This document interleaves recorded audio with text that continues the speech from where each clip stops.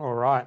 I'm actually a little bit late this time. So I'm hoping Hendo's right here, ready to go. Look a bit grainy, don't I? Oh, I've got that thing behind me. That's super annoying. You can take that out. Whoops. Can I do that? I don't know if this is a very good idea. I think I'm just going to leave that. I need to put something on there. It's weird looking. We'll deal with that next time. Here he is. Oh.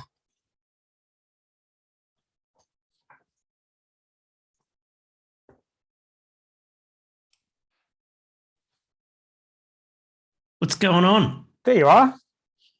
Hello there. Oh, How that's are you, rather mate? red, isn't it? What's going on there?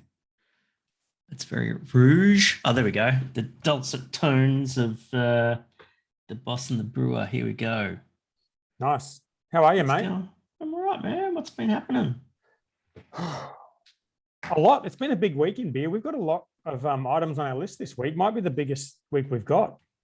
Hey, let me record though. If it's going to be big, let me record it. True. I didn't need you last time though, did I? Yeah, but I'm the insurance policy just in case you get laptop stolen again. Allow to record local files. That's all I have to do. That's it. That's all you got to do. And yeah, there you go. And now I'm recording. But the switching thing worked for me last time. That's okay. It's just in case your laptop gets stolen again. No, I'm not arguing against the double record. I'm keen for that. I got this the fuck behind is that? Me. Can you see what that? Is that? It's really annoying. What is that? It's a wall hook. I've got thousands of them in my house. It looks like it's a fucking huge March fly. I know, and I've got them everywhere. They're literally everywhere, and I don't own anything. The only thing I've got that goes on the walls is these photos of Elon. And because you're a minute or two late, oh fuck, it's coming off.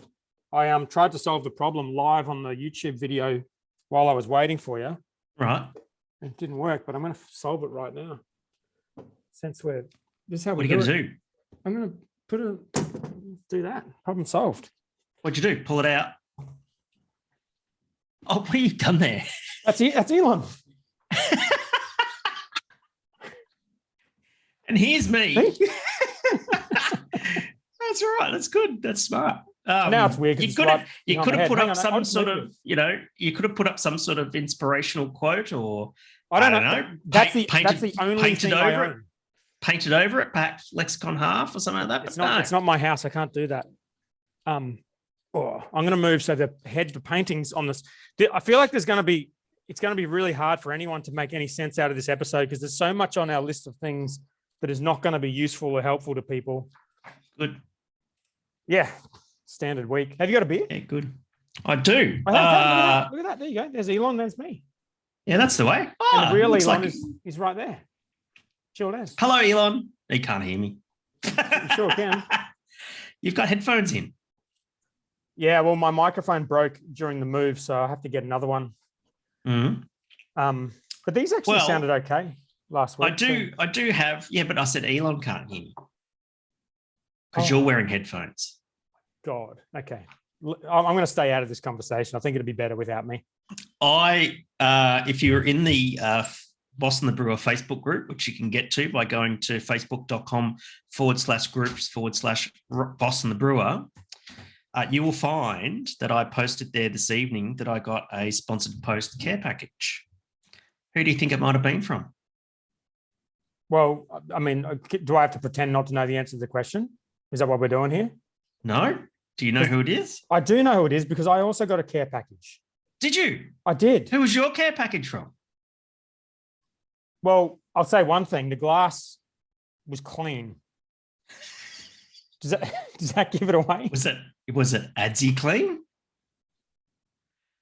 Holy shit. Look at that. It is. Is that another Helios glass? That's a Helios glass. I actually, when I got this package, I actually felt a little bit bad because I felt like it was a little bit too generous because I got about 8 beers and 2 of these glasses, which are, I've never had one of these before. I think they're the crafted glasses. I've awesome. got the box here. You can stick that up and we got to give them some more value. There you go.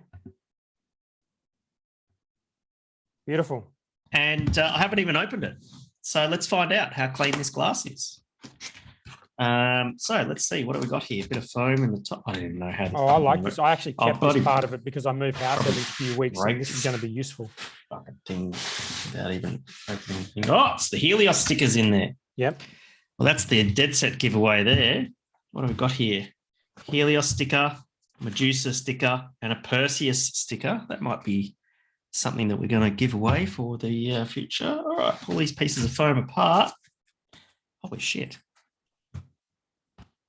2. Oh, it's a pair of glasses. I feel like I've ruined that this unboxing. Like, No, pretty this savagely. is amazing. I just thought you got one glass, but there's 2 glasses. There's a Perseus glass and a Medusa glass. That's true. This is only one of the ones I great. got. There was another one. So that's your Medusa glass. Yep. And I did clean it myself. I didn't have to, but I'm a I have not germaphobe. cleaned this. All right. It's Let's see what happens. straight out of Compton, out of the box. So Yeah, well, cheers to Helios. for that now, gift, what I because it was also very got generous. here was I also got some Medusa black. That is the black IPA, and Perseus, which is the white IPA. Oh shit! I've got the wrong glass for the job. Then Well, what have you put Perseus in the Medusa glass and vice versa? I was about to. Let me correct live that. dangerously. You reckon? Live dangerously. Yeah, Fuck it. shit. Why Yeah, not? fuck it. Because if you have a look, right, that's the Medusa with the snakes as hair and that sort of thing. And are you familiar with any Greek mythology beyond drinking Helios beers? No, but I know Medusa No. is the one with the snakes with hair because you just said that. Yeah, and if you stare at her, you turn to stone or some shit like that, I think. Oh, okay. And then Perseus killed Medusa by beheading her. And that's why you've got, there's Medusa, her head being cut off by Perseus. Interesting. And that is as much Greek mythology as I know. Well, this is Greek mythology advice.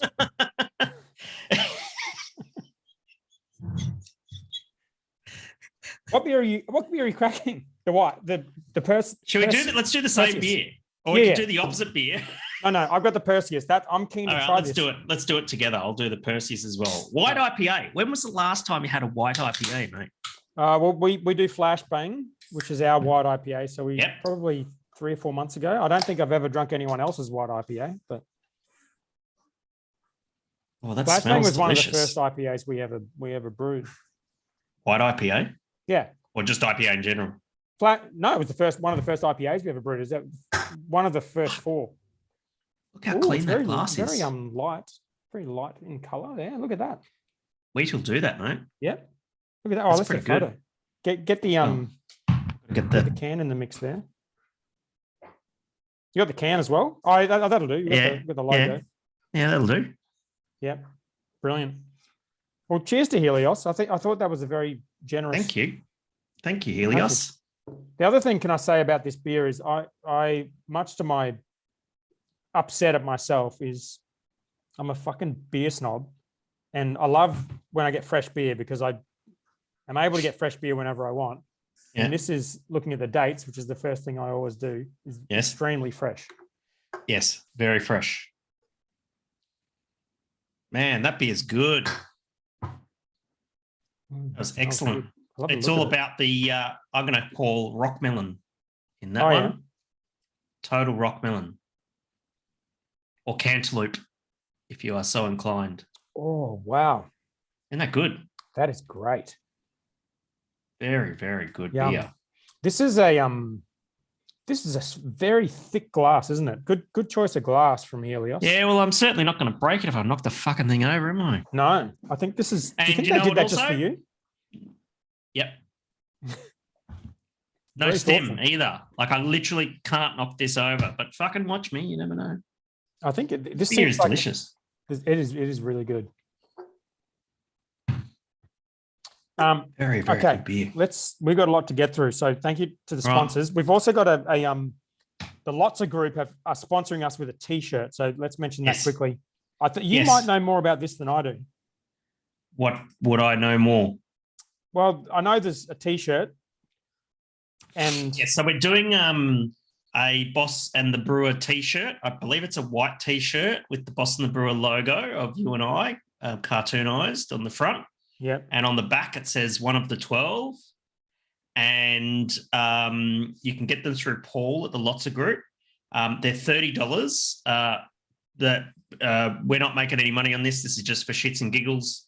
Thank you very much to Paul at the Lotsa Group for sorting this out.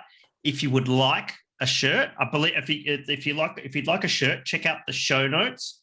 Or what we can actually do is we might actually pin that post to go to the top on the Facebook group.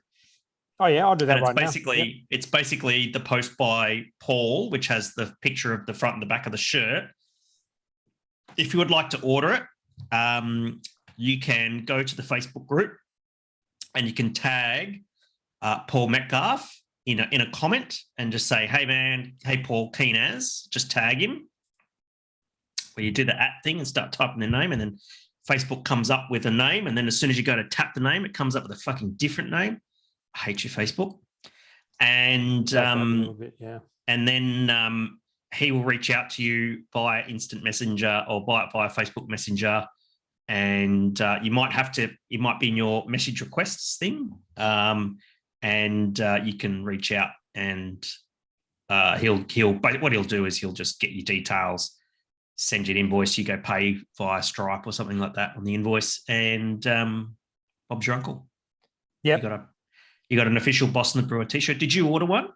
Well, I did. I told you you'd know more about this than I did. He replied to my thing and said, send me info. And then I just said, here's my email address. Send me one. Yes. And he gave me a thumbs up. So I think that's the way. Maybe you got yours for free and I had to pay for mine. No. I'm happy to pay for it. No, I said, oh, what's he eating? Oh, he eats toilet rolls. That's okay. I just replied to the thread saying, can we get 24? Because that's a multiple of 12. I didn't think of that before, but I think we're only going to get 20 of them, weren't we? Or are we getting as many as people want? I think he's just going to make them as to order, I think. Okay. So definitely get yourself a Boss and the Brewer t-shirt. If mine arrives before GABS, I'll probably wear it to GABS. Shit, yeah. That's not going to happen though, is it? That's only 3 days away. Never know, you like a big city. Maybe I'll wear it to GABS Melbourne.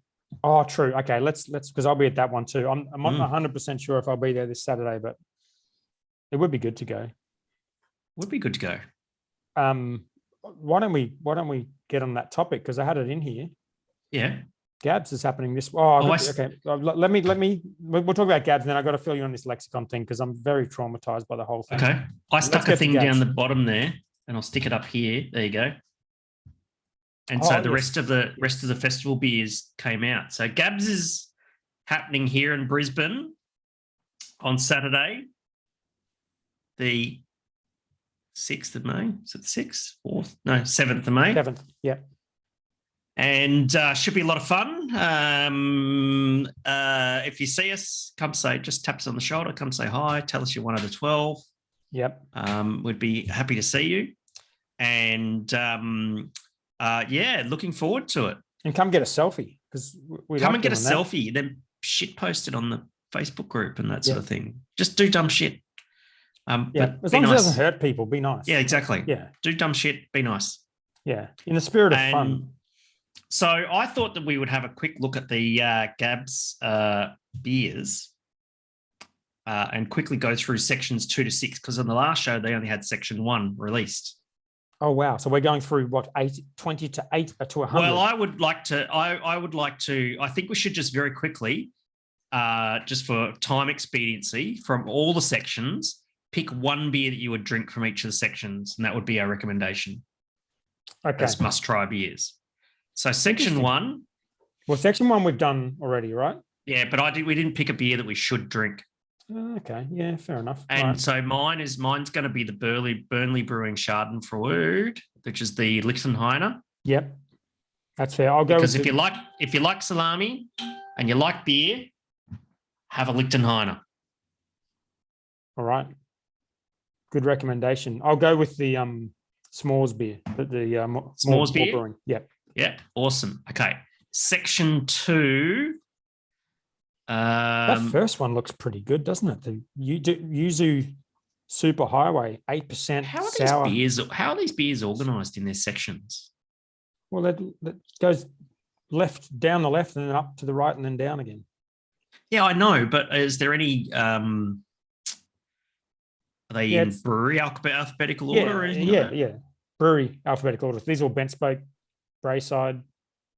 Yeah, but 8 wides in there. That's a good point. All right, I think for section 2, which has beers like Bent Spoke and Brayside and Capital Brewing and all that sort of stuff, I'm actually going to pick. Oh, geez, a tough one. This is a tough one. So we've got a sponsored beer in there. We've got number 28, which is Helios Brewing Company Kronos White Stout at a very sessionable 9% ABV. Yep. But we also have another sponsored post, which is the Rebel Brewing Co. Cola Chuppa Chup Sour. Right, what number is that? That's 35. Let's have a look at that one. Cola Chuppa Chup. Oh, that's a good one. That sounds pretty good too. It does. Yeah. Well, let's just say we choose both of those because they're sponsors. Yes, but we're also going to choose another one. Okay.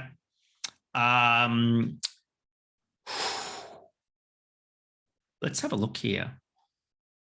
Have you had much beer from Dollar Bill? A little bit. Yep. Yeah. Yep. They're doing it very well. They actually win awards doing that shit. So I know. It's amazing. They won best beer at the Abers last year. That one sounds Indies, super interesting. Dogger Crossing. Is it Doge? I don't know. Dogger. Okay. It's the Japanese pronunciation of dog. They go Dogger. So it's not Doge? What's Doge? That's just a meme. That's Dogecoin. It's actually supposed to be pronounced Doggercoin. Okay. But hey, what would I know? I know shit about NFTs and crypto and shit. Because it's a 24-month barrel-aged mixed culture beer rested on fresh young ginger and grated wasabi. That sounds cool. I'm definitely trying that. Well, I'll tell you what, after 24 months in a fucking barrel, that ginger ain't fresh and young anymore. No. No, it doesn't have to be added in at the same time. Does it? They could have done it at the end? Yeah. Well, like we take beers out of the barrel, chuck it in the fruiting tank and chuck some fruit in it. Yeah, rightio. Yeah. That looks pretty good. I'll probably give a notable mention to Madoc Beer Brewing Company for their Belgian Golden Strong Ale, which is all that, fruitcake and spice and all that sort of stuff. That would be really good. Yeah. Well, I'll choose the Dollar Bill one. Yeah. So that's my choice. Yeah. I'll take the Madoc, I think. Okay.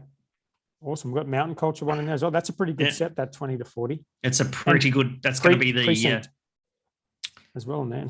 Precinct is there in there as well. All right, section 3. What do we got? We've got Earl Grey Creme Brulee from Aether. Wow. Akasha's got Violet Beauregard's. I think it's pronounced Ether. Ether, sorry. Violet Beauregard's Blueberry Breakfast Bagel. Jesus Christ. Jesus fucking Christ. Banks Brewing, Get Up and Go. Here we fucking go. Pastry fucking smoothie. Jesus fucking Christ. This is why the fucking Reinheitsgebot was invented. Can we just go there and drink this? Yeah, which one? Which one? The fucking Perseus. Fuck yeah, I'll drink pints of that. They're going to be at the Brisbane one, so we can meet there and fucking drink pints. Is awesome. Did you see number 43? Big Shit Brewing Concern. Yep. What are your chicken salt? Nice. So it is very South Australian, of course. If my father's side of the family is all South Australian, so Matani's Chicken Salt is a bit of an institution in South Australia. Nice. I think they invented chicken salt, and so they made a chicken salt goes. Fuck it, why not? I think chicken salt is vegan. Does someone want to fact check me on that? I think probably we need a producer. Also, where it says "try it, don't be chicken," do you think that's right, or do you think it's "don't be a chicken"? Or is that another poll we should? No, it's like don't be afraid, don't be chicken. No, I know what it means, but wouldn't you still say "don't be a chicken"? Look, mate, it's not a fucking grammar contest. Hey, all right. It's Gabs. Fine. I'm willing to be wrong. I'm not. I'm just, I'm asking the question. That's all. What else have we got here? Compost Cookie Imperial Stout by Bright Brewery. Jesus Christ. What the fuck is this? Garbage cookies. Oh my God. Garbage cookies. What the fuck is a garbage cookie? I've Chocolate, no idea. butterscotch, marshmallow, pretzels, potato chips, oats, coconut, coffee, walnuts, vanilla, cinnamon, sultanas, and a handful of hundreds and thousands. It's Oh my everything God. but the kitchen sink, it says. You may as well chuck the fucking kitchen sink in. You ain't going to taste it after all that other stuff that's in there. Wow. Wow. Aggressive. 46. See if you can read that word in the first sentence of 46 there. 46 is Captain Bly's Brew Distillery Insanity Pepper. We've added a secret ingredient just for you, the merciless peppers of Quetzalcoatlanango. Oh, there you go. You did well.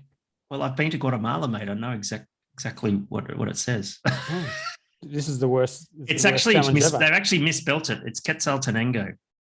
It's not it's actually misspelled. It's Quetzalcoatlanango. I'm sorry, you're giving grammar advice now.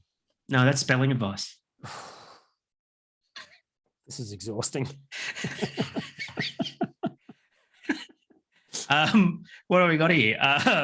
Easy times, unnatural progression. Okay, this one looks interesting. It is a Munich Helles, right? And so basically what they did was let me read it out to you. Forget the hot topic issues of climate change or whether miners should drive forklifts. This GABS beer addresses the biggest threat our species is yet to face.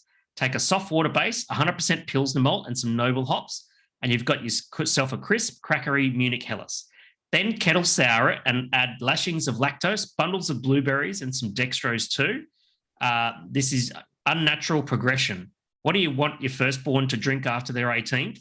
A well-made crispy boy or an abomination smoothie sour lager? It's up to you. Wow, that's solid. I'd give that a go. I like lager. What else is looking interesting? Hop Hen, Fool's Gold, Sweet Stout. Wax on, Wax off, Hemp Hazy IPA. Mountain Goat's Purple Burglar Alarm. Soft, subtle sour with juicy flavors from fresh blackberries and a purple hue from butterfly pea flowers. Jesus Christ. People are Six people are String really Brewing getting after Company, this, aren't they? Quadruple Dark Red IPA Oh at my 14%. Jesus. Wow. What do we got here? White Rabbit Ginger Dark Ale. Working title. Oh, here we go. This will be good. Good Time Nutella Fudge Double Milk Stout. All right, now you're talking. Now don't forget, what did they do? Pretzels and something was their last GABS beer. Pretzels and Dreams or something. What was it? Couldn't tell you. That was a good beer. And so this one says oozing with caramel fudge, chocolate, nuts, and cream. It's a sticky, sexy, satiating quaff. Right. Our favorite hazelnut cocoa spread in a glass. Man, if you want a beer that tastes like Nutella, I can knock yourself out. That's actually going to, Jesus, a hard pick between Easy Times and Working Title. That's a tough one, isn't it?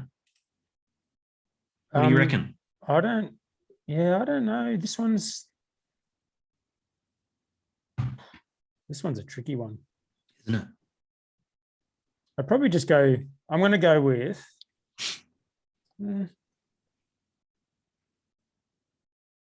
Geez, I hope Adsy's listening to this at 1.25 fucking speed. You're I'm indecisive. going to go with the Earl Grey creme brulee. Earl Grey. Yep. Ether, 7%. Good. Yep. On French nitro. dessert, vanilla custard. On nitro, is it? Shit. Okay, that section's also looking good. Okay, section 4. What do we got? Wait, you have to choose. You didn't choose yet. I'm going to go Working Title because they have a good track record. Nice. Good Time Nutella I'm Fudge embarrassed Double to Milk say Stout. I don't think I've ever had any of their beers. I don't know if I can get them on the Gold Coast, but Yeah, you can get them. I know them. I'd be keen to have their beers. Maybe they would sponsor the show. Yeah, I should buy their beers. That's really what I should do. I've been so lazy to go out and buy someone else's beer. That's what I really Absolutely. should do. All right, section what do we got 4. in section 4? Barossa Valley Brewing, Rocky Road. Rocky Road. Yeah, okay. Yeah. Been done though. But that's all right. of course. Yeah.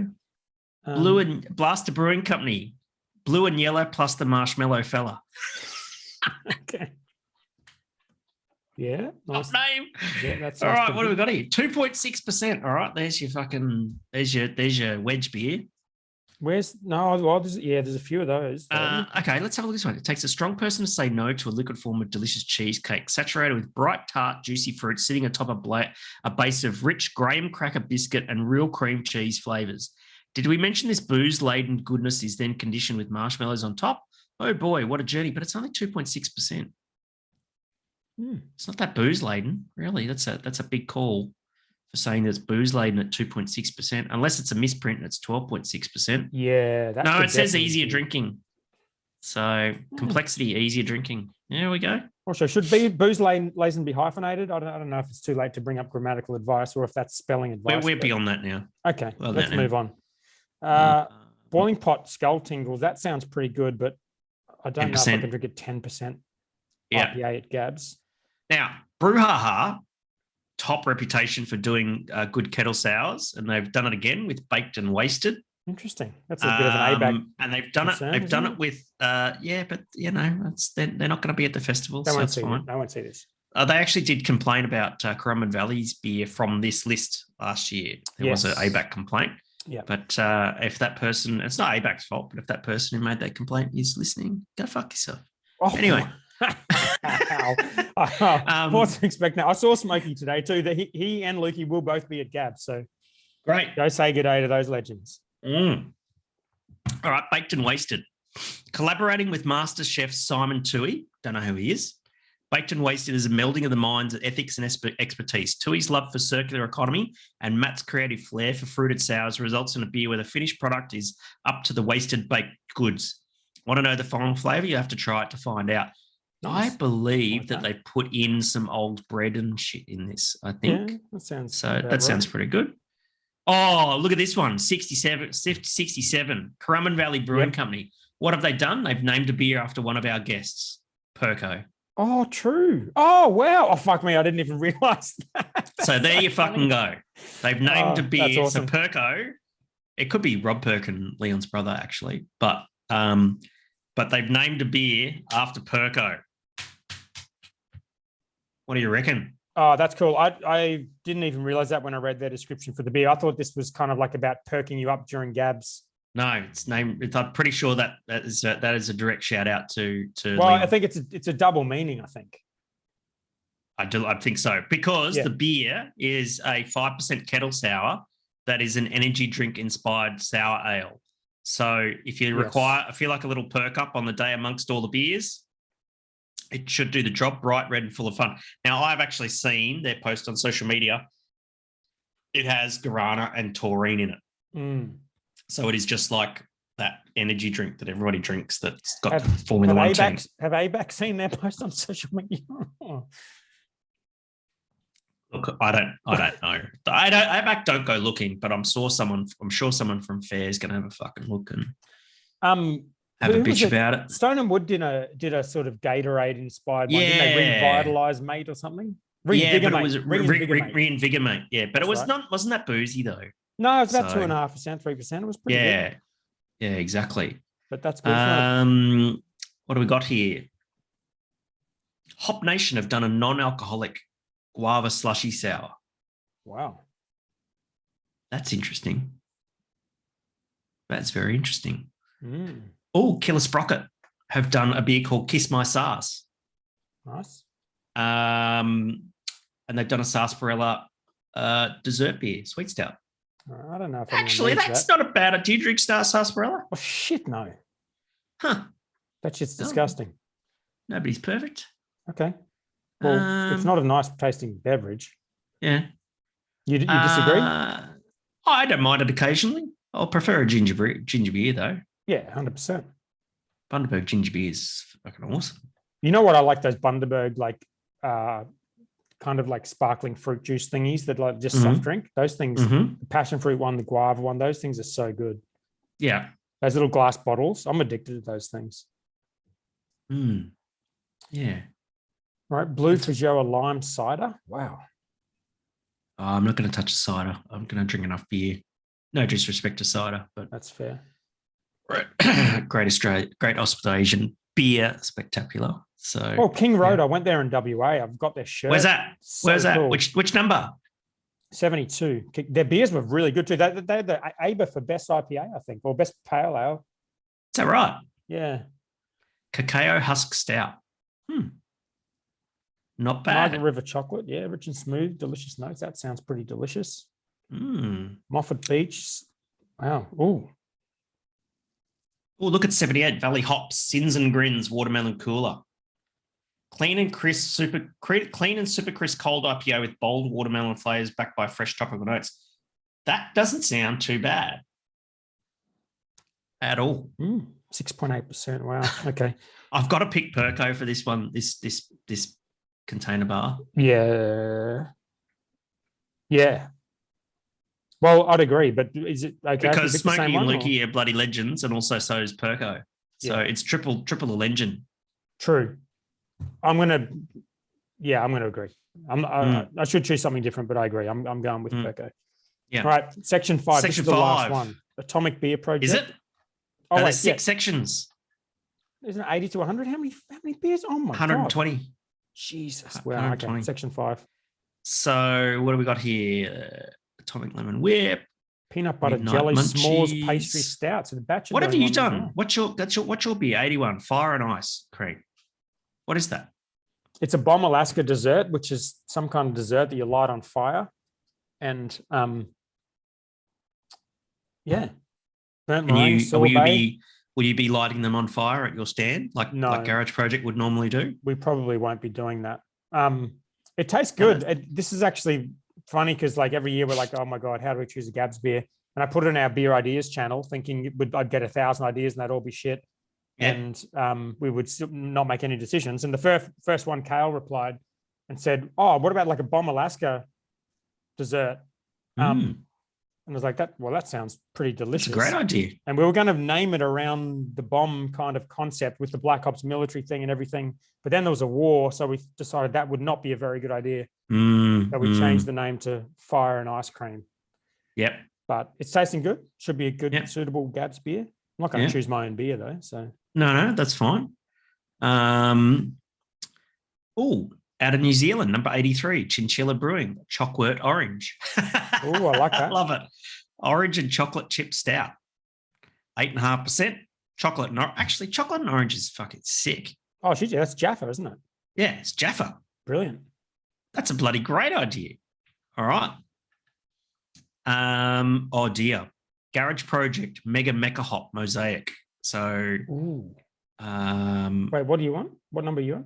84. 84. Okay. I skipped to 88. So it's all Mosaic IPA. Why not? Why the fuck not? Why not? Adventurous.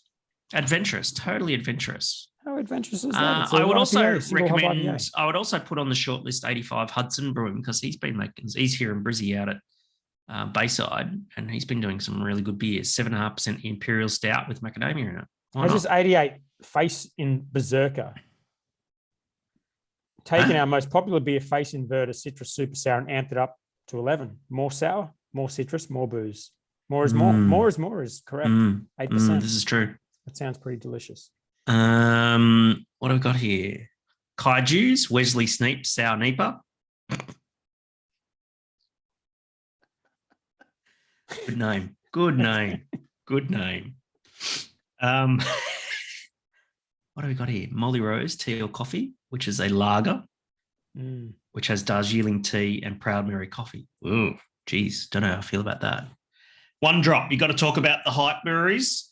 Neka. What have we got? A Sour Goes at 7%. Imperial Berliner Goes brewed with oat, wheat, milk, sugar, and marshmallow, plus a massive dose of juiced beetroot and raspberry puree.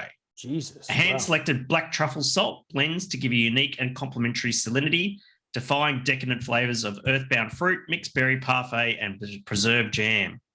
Remember we went to the One Drop stand last year? How did you feel about that? Was that the chili? That was the chili one. That was the chili fucking motherfucker. Yeah. That can get out of my face. This one sounds good though. Yeah. Yep. Tell them to put chili in it when you go see him. There's a lot going on with this beer. It's if they can make that taste good, they've done very well. What else we got here? Your mate's Karen's Shandy Sour. Yeah. Wow.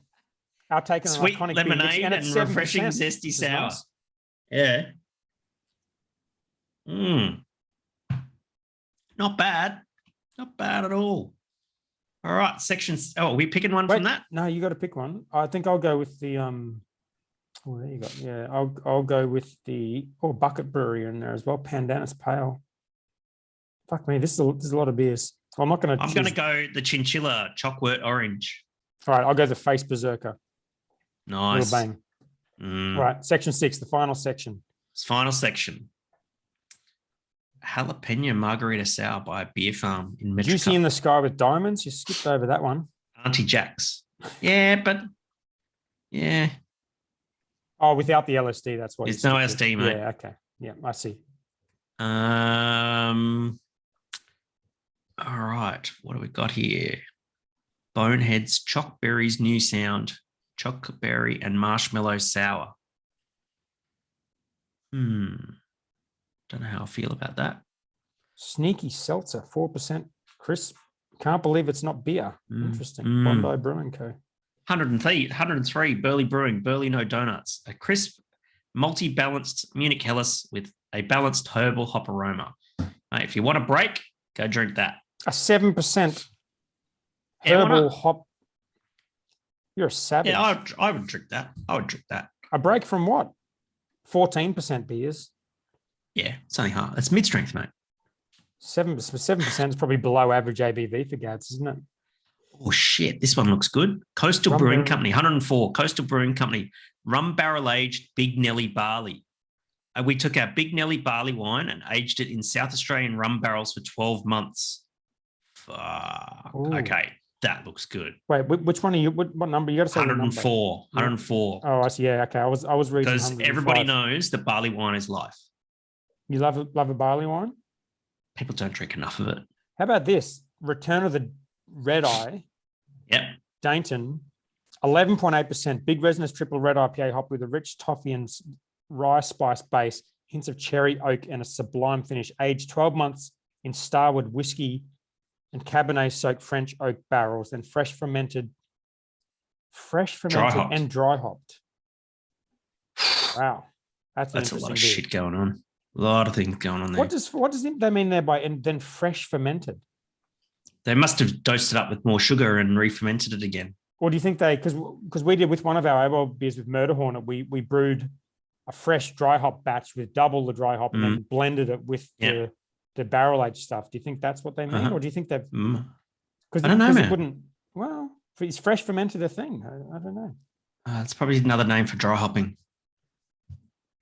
That sounds like an interesting beer. If they can make that taste good, I'll probably try that. Little Creatures have done Big Blender, a big brother to the Hazy IPA. Yeah. I'm bored reading that. Come on, let's be honest. Okay. Moondog always come out with some good stuff. Yeah. Almighty Canolo, a Belgian triple. So a collaboration with Melbourne Cannoli Masters Canolaria, a Belgian style ale brewed with ricotta, vanilla, cinnamon, and pistachio. Nice. I'm just Googling what Culinaria means. Cologne. You know what cannoli is? Sure don't. It's a fucking Italian dessert. It's like a roundish, tubular, like biscuit, and then they pump whipped cream and chocolate mousse and shit inside. So good. Is that a thing? Cannoli? Yeah. I need that. Cannoli. You've never had before cannoli? I don't think so. That looks awesome. Always a first, mate. That beer looks good. Yeah.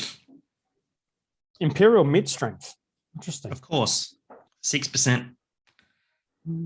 So it's a double low. Oh, it's the double A mid-strength. Yeah, right.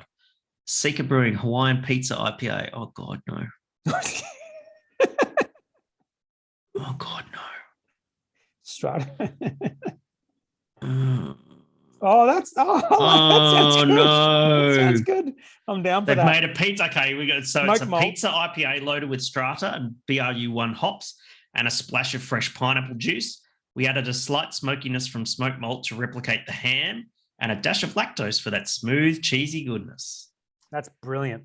And they're missing a full stop at the end of that paragraph, but I'm no longer giving out. Yeah, I'm not sure how I feel about smoke and hops together in a beer.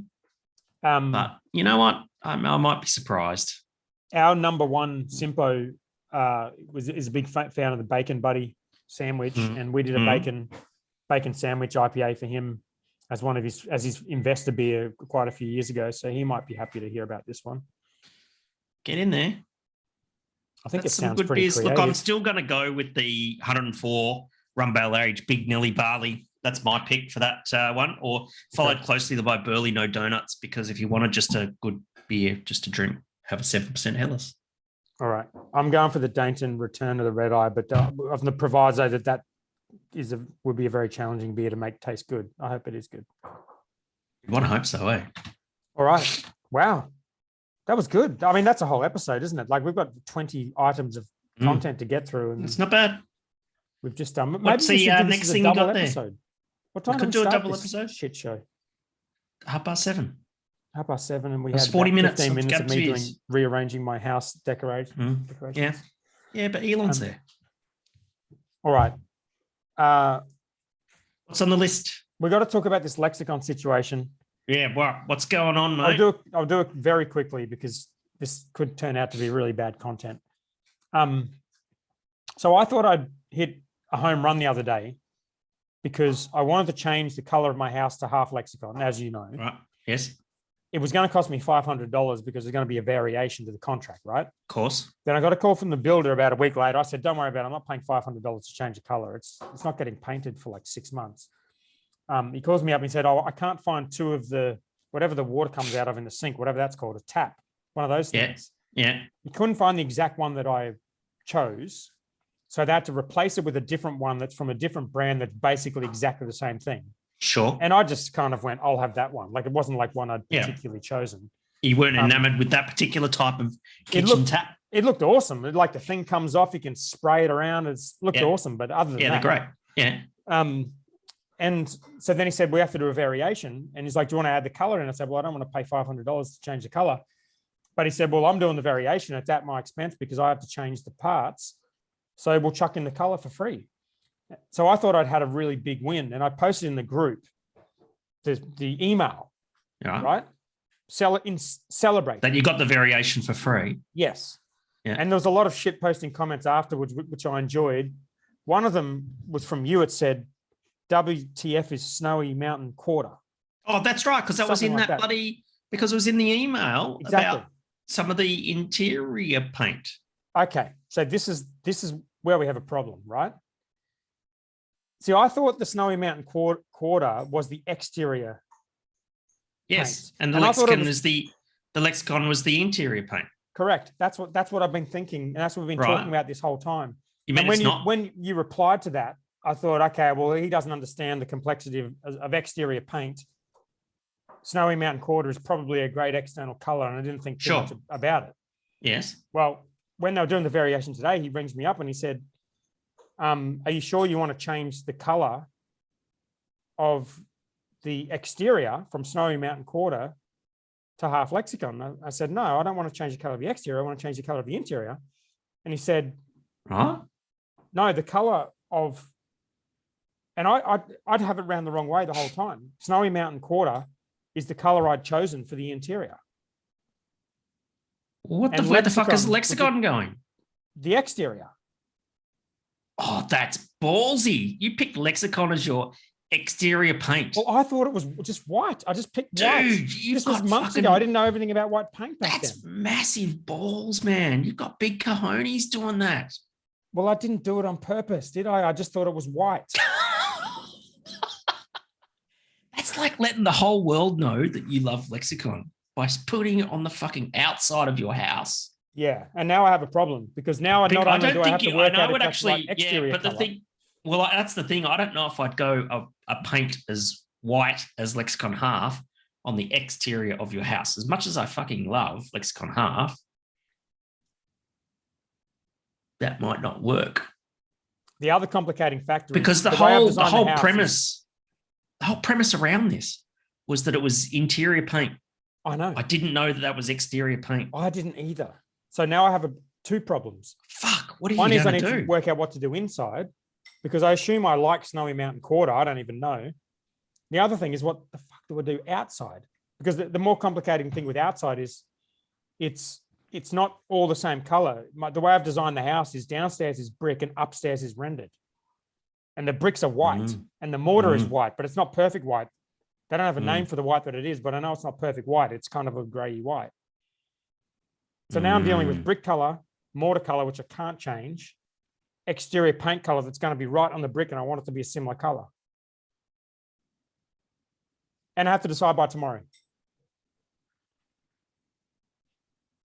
Fuck. I told you it was a situation. Yeah. Should we do a poll? Sure. Let's do a poll. You're going to need to explain this in detail. They explain what the fuck is going on. Yeah, but what time tomorrow do you have to have your decision in by? I guess close the business. Fuck. That's pretty serious, man. I'm going to have to go to Bunnings and have a look at some colors, I think. Yeah, totally. The brick thing's a problem, though, because you can't get these bricks from Bunnings. I don't think that you should be putting, and as much as I love Lexicon half, I don't think it should be on the outside of your house. I want it to be white. I just want everything to be white. Well, that's pretty white. Yeah. But you got to imagine you're on the beautiful Gold Coast. It's sunny all the time. You don't want the outside of your house looking like a doctor's surgery. No, I do. Okay, go Lexicon half then. Or Vivid White if you really Vivid fucking white. mean it. Yeah, I'm tempted. I've seen some white ones around the street that must be Vivid White. They're like bright white, and it's like, kind of like that. Add a bit it's of going to be, color in there. yeah, but then you got to worry about cleaning it. That's shit too. True. You know what do you know about Snowy Mountain Quarter? Nothing. That's why I said, what the fuck is Snowy Mountain's Quarter? It hasn't come up in anything. No, nothing. I don't even remember seeing it at Bunnings. Well, I googled it today and I looked at the thing of it. I pulled up the swatch. It looks like a fucking yellow. I think it looked a bit hogs bristly. It's not green. It's yellow. It's a yellowy, creamy color. Oh my God. But the thing is, right, is that like, oh man, you pick this shit off an iPad while you're sitting on a fucking empty building lot. You know, your house went after your house being knocked down. No. You go into a studio. I chose it all of a studio, but I made every decision about the house in a period of 3 hours, about every aspect of the house. Yeah. I'm gonna have to go to Bunnings tomorrow. And you're also gonna have to put it out to the 12. I'll put it out to the 12 for sure.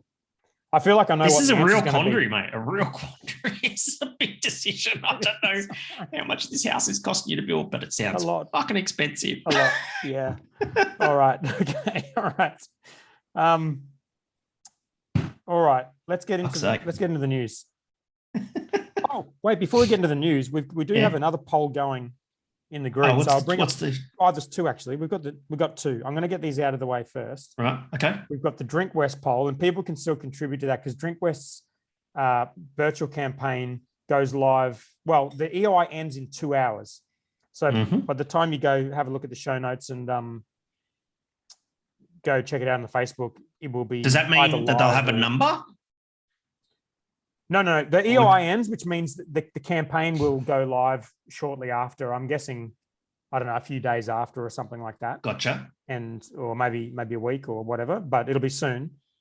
And we'll know reasonably quickly how well it's going. So by the time next week's episode happens, we'll have a fair idea. So there should be enough time between now and then to participate in the, it's not a poll, it's just give your answer. And I don't know if we have any prizes, maybe a shirt. We'll give we can give a shirt to the winner. Yeah, it sounds like a good idea. Right. So all you have to do is go to the group or the show notes to find the thread and let us know how much out of their maximum target of $5 million you think they're going to raise. And we've got a few people in there contributing to that one. The other one we've got is just following up from last week. We had a debate about ice cream. Yes, correct. And this one has gotten pretty interesting. Was that serious that you posted that it was 12 for chocolate and 12 for strawberry 100%. And 12 for vanilla? Yeah. And I have the deciding vote, which is brilliant. And the winner is? Well, hang on 1 second. I actually need to do something. Just wait 1 second. All right, what do you got? Oh, he's gone quiet. So if you're listening to this at 1.2 speed, then it's just me in the quiet. Okay, I'm back. Are you okay? Yeah. I just had to remind my son to call his grandma for her birthday. Oh, before bedtime. Absolutely. Yes. All right. So there's 12 votes for chocolate, which is, I don't know what the hell happened there. And 12 votes for strawberry. I also don't know what happened there. You contributed to the chocolate one. Yeah. And 12 votes for vanilla, which is the clear winner. Well, it sounds like the circle of life is complete, mate. But I've got my vote sitting there on vanilla. So if I take my vote off vanilla and give it to chocolate or strawberry, I have the hand of God here. I can basically don't upset the balance, man. If you've already voted, you can't vote twice. It appears that I can. I can see the little checkbox there. I could easily just click it again. Elon's going to eat your food if you leave it in front of his face, Geordie. Elon. Okay. All right, I have to deal with this. Jesus Christ, dude. Oh my God, brilliant. What did Elon eat? Just a bit of dinner. Hopefully, Geordie wasn't going to keep eating that. Well, you never know. God. Okay. All right. So just leave it then. 12, 12, 12. That's 12, 12, 12. That's it. It's perfect. Don't change perfection. All right. All right. Let's get into the news. What do we got up first? Brewdog giving up millions in shares. All right. Can you explain what this is? No. So the founder of Brewdog, James, is giving up 5% of the whole company, which is worth $100 million to all of the staff of Brewdog in a share. As an ESOP, sure. Yeah. As in giving it up. Giving it up out of his personal shareholding. Go on. That's it. That's it.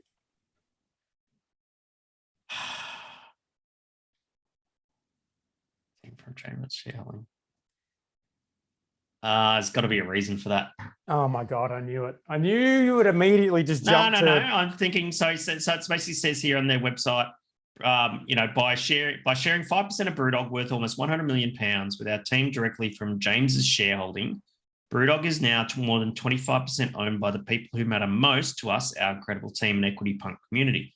So that is actually a really good way for Brewdog to be considered craft beer as far as the Brewers Association in the US are concerned. But because they are a fair chunk owned by TSG partners, people who own Pabst Blue Ribbon, I don't think that they could be considered to be craft beer in the US. And by doing that, that might get around that and get them access to the BA. Smart play. Well, I don't know if that's true or not, but maybe. I knew you'd find a way to turn this positive, to yuck my yum, Hendo. No. I'm not going to yuck your yum. Well, look, okay, let's say that's true. Right. Is that worth $100 million to a company? I don't know much about the BA in America, but it seems like Brewdog have done pretty bloody well in America without being a member of something that I don't know. You say they're not a member of. I don't know. Not sure. Maybe he just wants to have a company that are behind, have a team of people that are behind the company and thinks they deserve to be shareholders in it. Over 4 years and based around our current headcount and valuation, the shares each employee receives are both worth around £120,000. This is a serious amount of money. If because I guess the talk around Brewdog has always been if they don't get to a $2 billion valuation and get to a listing, then lots of people are going to lose money, right? All right. But the opposite argument is if they do get to a $2 billion valuation and an IPO, then a shitload of people are going to get very rich, which now includes everyone who works for Brewdog who hasn't left. And it could end up being an absolutely phenomenal success story. Like this, you're talking about a very big amount of money. Like even if you just take the 100 million, if they have a $2 billion exit, right? They don't even have to have an exit for those staff to have that value in shares. Like, I mean, obviously to exit, you need to get your money back. Yes. But with that amount of money for that staff, that puts them, like if you compare them to an Australian brewery, like that amount of money, not for the whole of Brewdog, just for the percentage that the staff own, it would be the third biggest sale out of any brewery ever, really, in Australia, wouldn't it be? It would be bigger than everything except for Little Creatures and Stone and Wood. It's an interesting one though, but you think about the employees as well. So each employee suddenly gets £120,000 gift. Well, they get it at the moment. They get equity in the company, right? Yeah. So what's Inland Revenue in the UK gonna say about that? Well, there's ways around that. Like the ESOPs have that to deal with. Like there's ways they deal with that. Like some companies will.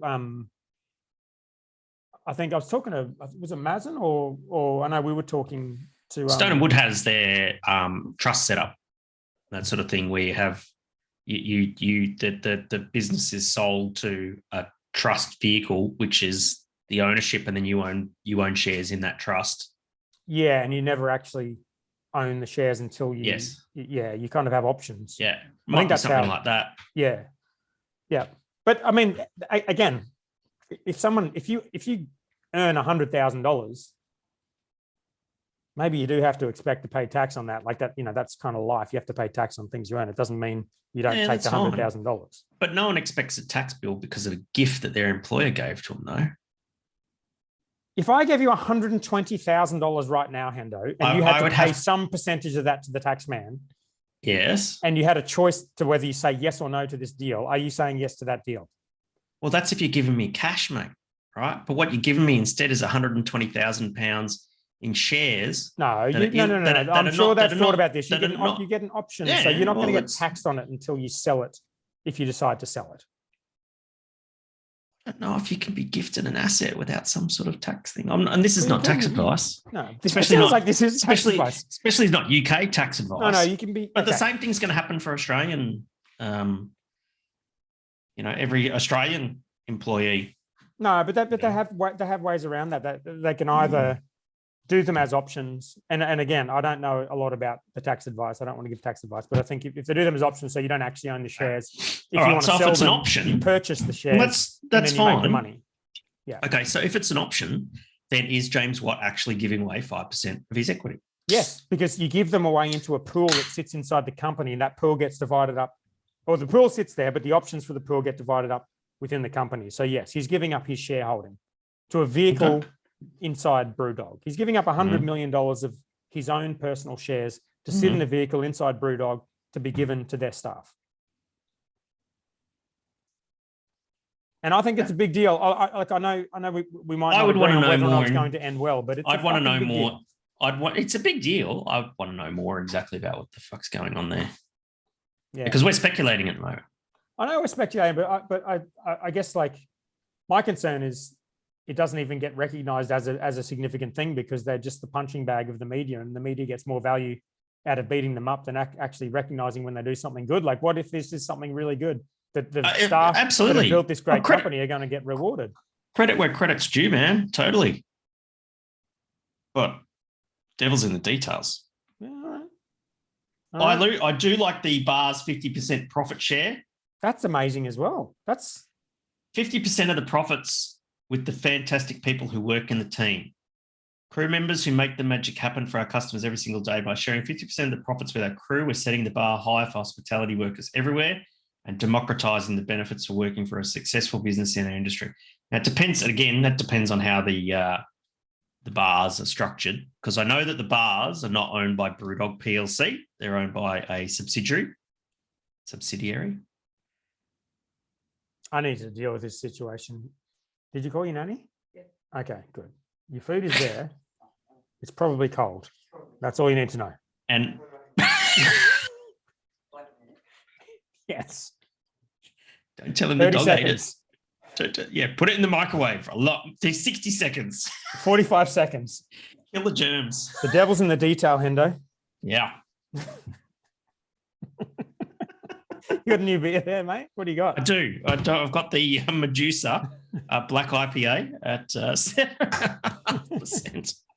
I love Black IPA. I'm ready for a new beer. I might join you on that one.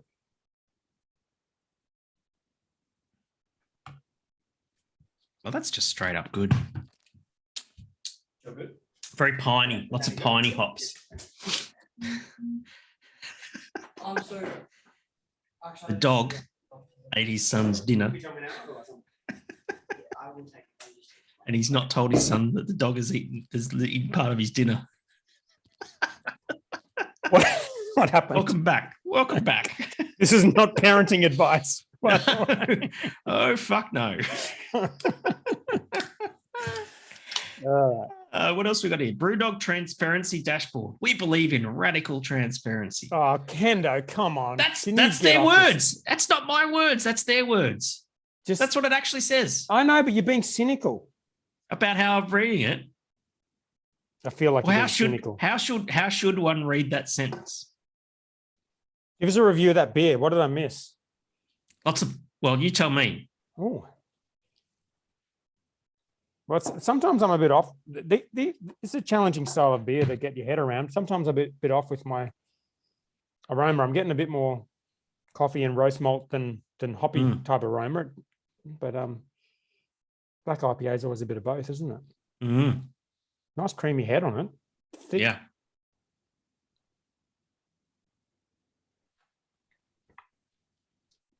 Ooh. Lots of pine going on. It's actually not that roasty, which is what you want in a black IPA. No, it's pretty drinkable. It's a good beer. 7.5. Fuck yeah. Shit. Brewdog Transparency Dashboard, where we're sharing the latest information on our employer score, our carbon footprint, our head count, our tree planting initiatives, and even what new and special beers are in our tanks. That's fine. The Brewdog Alumni Club. I'm going to stick up for Brewdog again because I will say this, that transparency is something that I value in a very, very big way in business. It's a very core part of everything I do. And it wasn't all that common in the beer industry. And, when we started, Brewdog was one of the only companies I could look to for a company that was doing this in beer. And I appreciate you can have your critics and you can joke about the language used, but they have been very transparent about shitloads of stuff.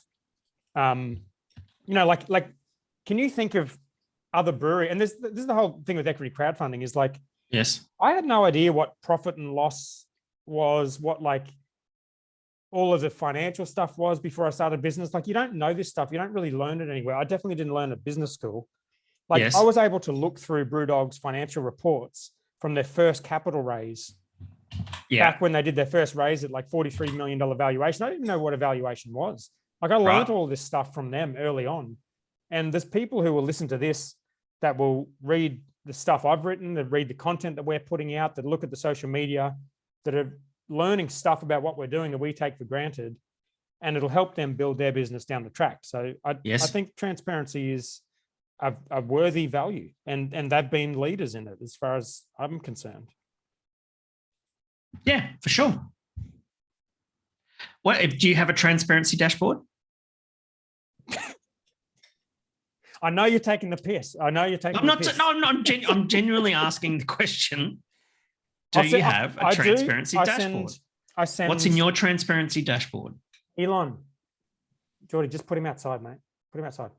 I send our investors a quarterly update, which is a lot of charts and a lot of information. It's got my mobile number on it. They can ring me. It's got my email address. It comes from me. It's got all of our financials on it. It's not live because we can't really afford a live. But this looks like it's something that's not to shareholders. It looks like it's to the public. Oh, nice. Yeah, I like that even better. So that's what I'm saying. And you can go to brewdog.com/UK/transparency. That's cool. And you can actually see the transparency dashboard. So that's my question. Do you have a transparency dashboard? I do not. No. Would you consider having a transparency dashboard? 100%. Yeah, I probably would you give it a better name? I feel like you're taking the piss with that name. It needs a better name than transparency dashboard. Yeah. Well, the business I had before Black Ops, I did monthly reports that were public. and they're probably solely responsible for that business succeeding and me being able to do black hops. And one thing that people were doing in response to those reports that I was doing is not just doing a monthly report, but grabbing the data out of all of your systems and putting them on a live public dashboard that anyone could see. And this is still going on. There was Bear Metrics was the company that started it, and a bunch of others were doing it. And it seems like that's what they're doing here. I'd be surprised if this was actually live data. It's probably not live data, but it's a publicly available data that tracks important information and explains what they're doing. I think it's cool as shit. Yeah, sure. I can't afford to build one for us, but I think it's a great idea. Looks great. Yeah, I think that like the data thing. Yeah, if you're putting out data to the public and you're a private company, you have to be very, very sure it's the correct data. So if I was to do it, I'd be nervous about making sure everything was absolutely perfectly correct. Bloody oath. You can't mislead people. And but Bloody oath. I think it's a very cool idea. If the data is useful, if it's just there's random. some cool shit in the tanks though. You can see new beer in tank. Berlin has just the best fucking lineup. It's got the Fru Kolsch collab. And if I was going to collab on a Kolsch, that would be who I would collab with. Zwickel Helles, Cloud9, Cold Heart, Volley Latte, Bock Beer Pilot. Very German-style beers coming out of Berlin, which I think is great. These are new beer and tank. Okay, man. See, this is what I'd be nervous about, is keeping this up to date. I can barely keep our menus up to date, but it's a big company. UK beer sales by hectoliter. Punk IPA 42%. Fuck. Lost Lager 12%. Hazy Jane 11%. Elvis Juice 6%. It's very different to. Would that be very different to your XPA lager? East Coast Haze, East Coast Haze, or that sort of thing. We don't have an XPA, mate. You got Black Ops Pale. We're at Pale, yeah. But would it be different? Yeah, but I think that I don't know what their Punk IPA is over there, but over here it's kind of I suppose it's an XPA. Oh, it's actually called Punk XPA, isn't it? Here. It is here, yeah. Yeah. Yeah, no, ours are the Hazy IPA and Session Hazy are, I suppose, our biggest selling big sellers beers. But, it's interesting. Yeah, it's interesting. Yeah. All right. What else we got? Well, that's one to follow because we've been following that for a while. I will follow it. I will keep an eye on the transparency dashboard. Yep. And I hope it ends well. I'm rooting for them. I hope it ends well because if it does, it's a great story. Yep. It would be great for the staff who've committed to it to make a lot of money and do well out of it. And it would be great for the industry to have a good success story like that. And I do hope it goes well. All right. Indy's 10-year roadmap. And this is where you come in, Hinder, because I assume you spent hours and hours and hours sweating over this. Poured over this. Literally poured over it. Yeah. Good. What are your key takeaways? I'm a really bad reader. I know that's not a good trait. But... there's look, I think it's great that they've set a 10-year roadmap, right? It's important to have that sort of, foresight, industry foresight. It says here in 2031, this is Kylie Lethbridge who wrote the opening page. It says in 2031, I'm seeing independent brewers with 15% of the beer market in Australia.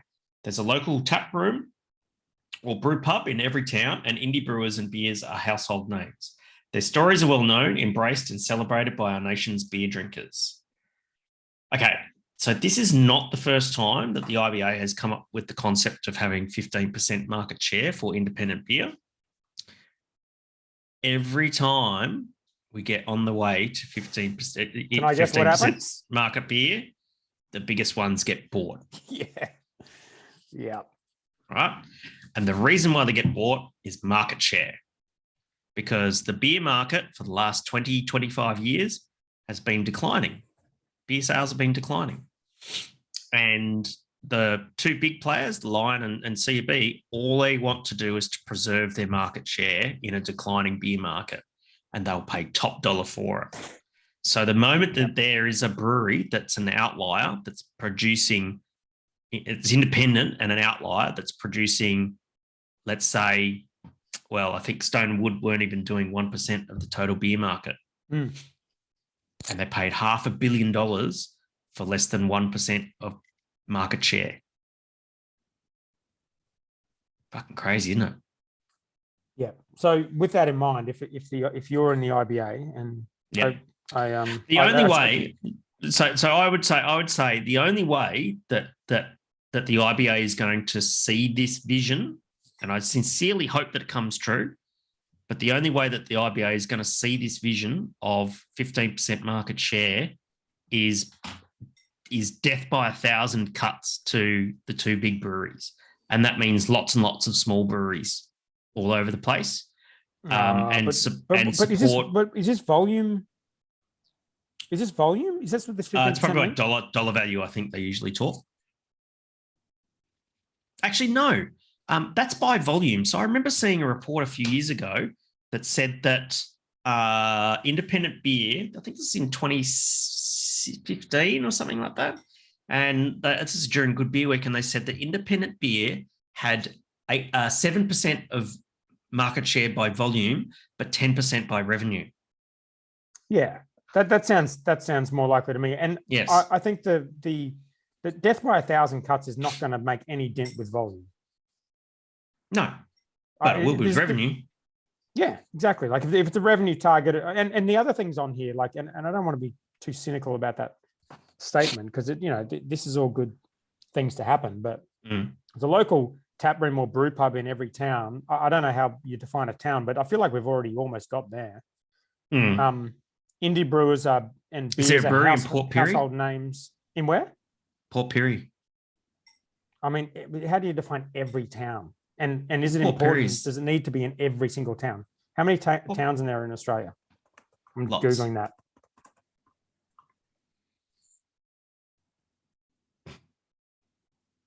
1,700. What about Meekatharra? 88 towns and populations of 5,000 to 9,000 were home to. All right. So when I was a kid, right? So I can speak to experience of knowing a lot of towns in Australia. When I was a kid, I had a computer, and it was a Tandy TRS-80. Nice. Right. And the reason why I got it was I really wanted a Commodore 64. And my father wouldn't get me a Commodore 64. One of my friends had Commodore 64s. They were fucking rad, right? And they're playing all the cool games and all that I had stuff. one. Yeah, they're sick. And yeah, they're sick, right? And my father wouldn't get one for me. I said, I really want a Commodore 64. He goes, nah. He says, people pirate games on that.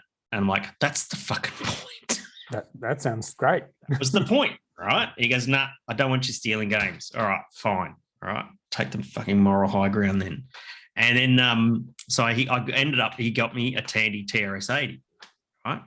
And with the Tandy TRS-80, I had to write my own games. So you basically get a magazine, and you'd have to punch in the code from the magazine. That's cool. To play the game. That's cool. It took fucking days, and if you mistyped something, the thing wouldn't run. Brilliant.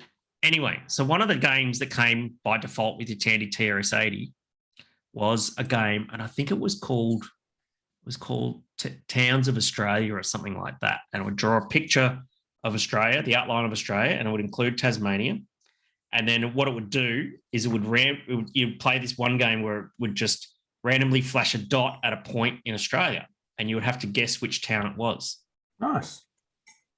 And it sounds like I got really good. It sounds like you were doing what I do with my kids, and I give them educational things and tell them they're games, but it's actually all bullshit. That was my father. Yeah, it's a good move, tight move. So that's how I know where Port Pirie is. Right. Well, Port Pirie probably doesn't have a brewery. Does it need a brewery? And will that affect the overall health of the industry? I don't know. You tell me. Death by 1,000 cuts, mate. It won't be that. That won't. You can't get 15. You can't get 15% market share without there being a brewery in Port Pirie. That's and Meekatharra. Absolute bullshit. If there's no brewery in Port Pirie, and bloody Cooper's release a beer instead, the market share will go through the roof, and we'll get way closer to that 15% target. What about Sejuna? Sejuna, now we do need a brewery in Sejuna. Absolutely, we need a brewery in Sejuna. Do you know why you need a brewery in Sejuna? No, but I feel like you're about to tell us. So because when you drive across the Nullarbor, right, from West Coast to East Coast, and when you get across the Nullarbor, Ceduna is the first major town. And when you Oh, get you need there, one there. you're going to need a beer. There you go. Especially I'm if on you're board with trucking. that. It's got to be a business case situation. That sounds good. We need a brewery there, but we don't need one in every town. Okay. I don't know. I don't know. I don't know what the answer is. I think I do. Going back to this report here, I think there's some really good points to take away from it. That that the IBA have done quite a bit of market research, and they want to know like what's important to consumers. We definitely need more direct consumer engagement from the IBA to sell what craft beer is and why it's good. Well, do we? Yes. Okay. You tell me when you do a brand activation in Dan Murphy's and the people could come and do the tastings on a Friday afternoon, know what independent beer is and why they should be drinking it. No, but my question is, do we need that from the IBA or are the individual breweries doing an okay job at telling their own stories? That's got to be the question, because many voices, I think the IBA would do well to have a campaign of some sort to promote what independent beer is. And part of that's going to be grassroots. I still firmly believe that the IBA should be buying things like Brews Vegas, Sydney Craft Beer Week, in addition to Good Beer Week. They bought Good Beer Week and then shut it down. For this year, yes. Yep. Why shut it down? Everyone's still doing these events. I don't know. You want them to buy more beer festivals? Yep. Gives more direct access to consumers. It gives us PR, gives us access to radio, television. They shut it down though. It's not. Yeah, but this year for COVID, yeah. Well, where's the evidence that this is the right organisation to be running consumer-driven beer events, other than they've got one? Well, someone's got to do it, because what's happened to Brews Vegas and what's happened to Sydney Craft Beer Week? They're not running either. Well, Good Beer Week was doing pretty well. Good Beer was doing well. It's only stopped 2 years because of COVID, man. No one's stopping events right now because of COVID, are they? That was the reason that the IBA didn't run Good Beer Week this year. That's what they said is the reason they did it. But yes, it still hasn't happened yet, and all the other events are happening. Half of the events we're involved in. BrewCon's not happening either.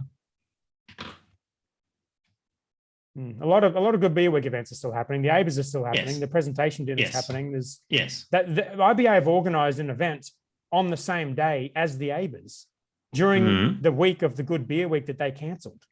Yes. It's weird, eh? I don't know. It's just, I don't know if the answer is them buying more beer festival. Let's see how it goes. I don't know.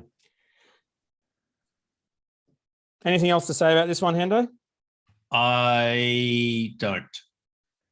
All right. 107 responders. Anything to read into that? For breweries or? Yep. Total That's breweries who responded to this was 100. Customers. Okay, here's the levers to support industry growth. Customers and channels. That's number one. Number two, supply chain and manufacturing. Number three, workforce and skills development. Number four, regulation and legislation. Number five, breweries of the future. I like it.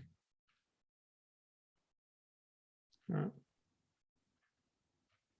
At least they got a vision. I think it's good to have a vision for the future. Oh, we should get Kylie Lethbridge on the show. Keen. Let's do it. Yeah, we might do that.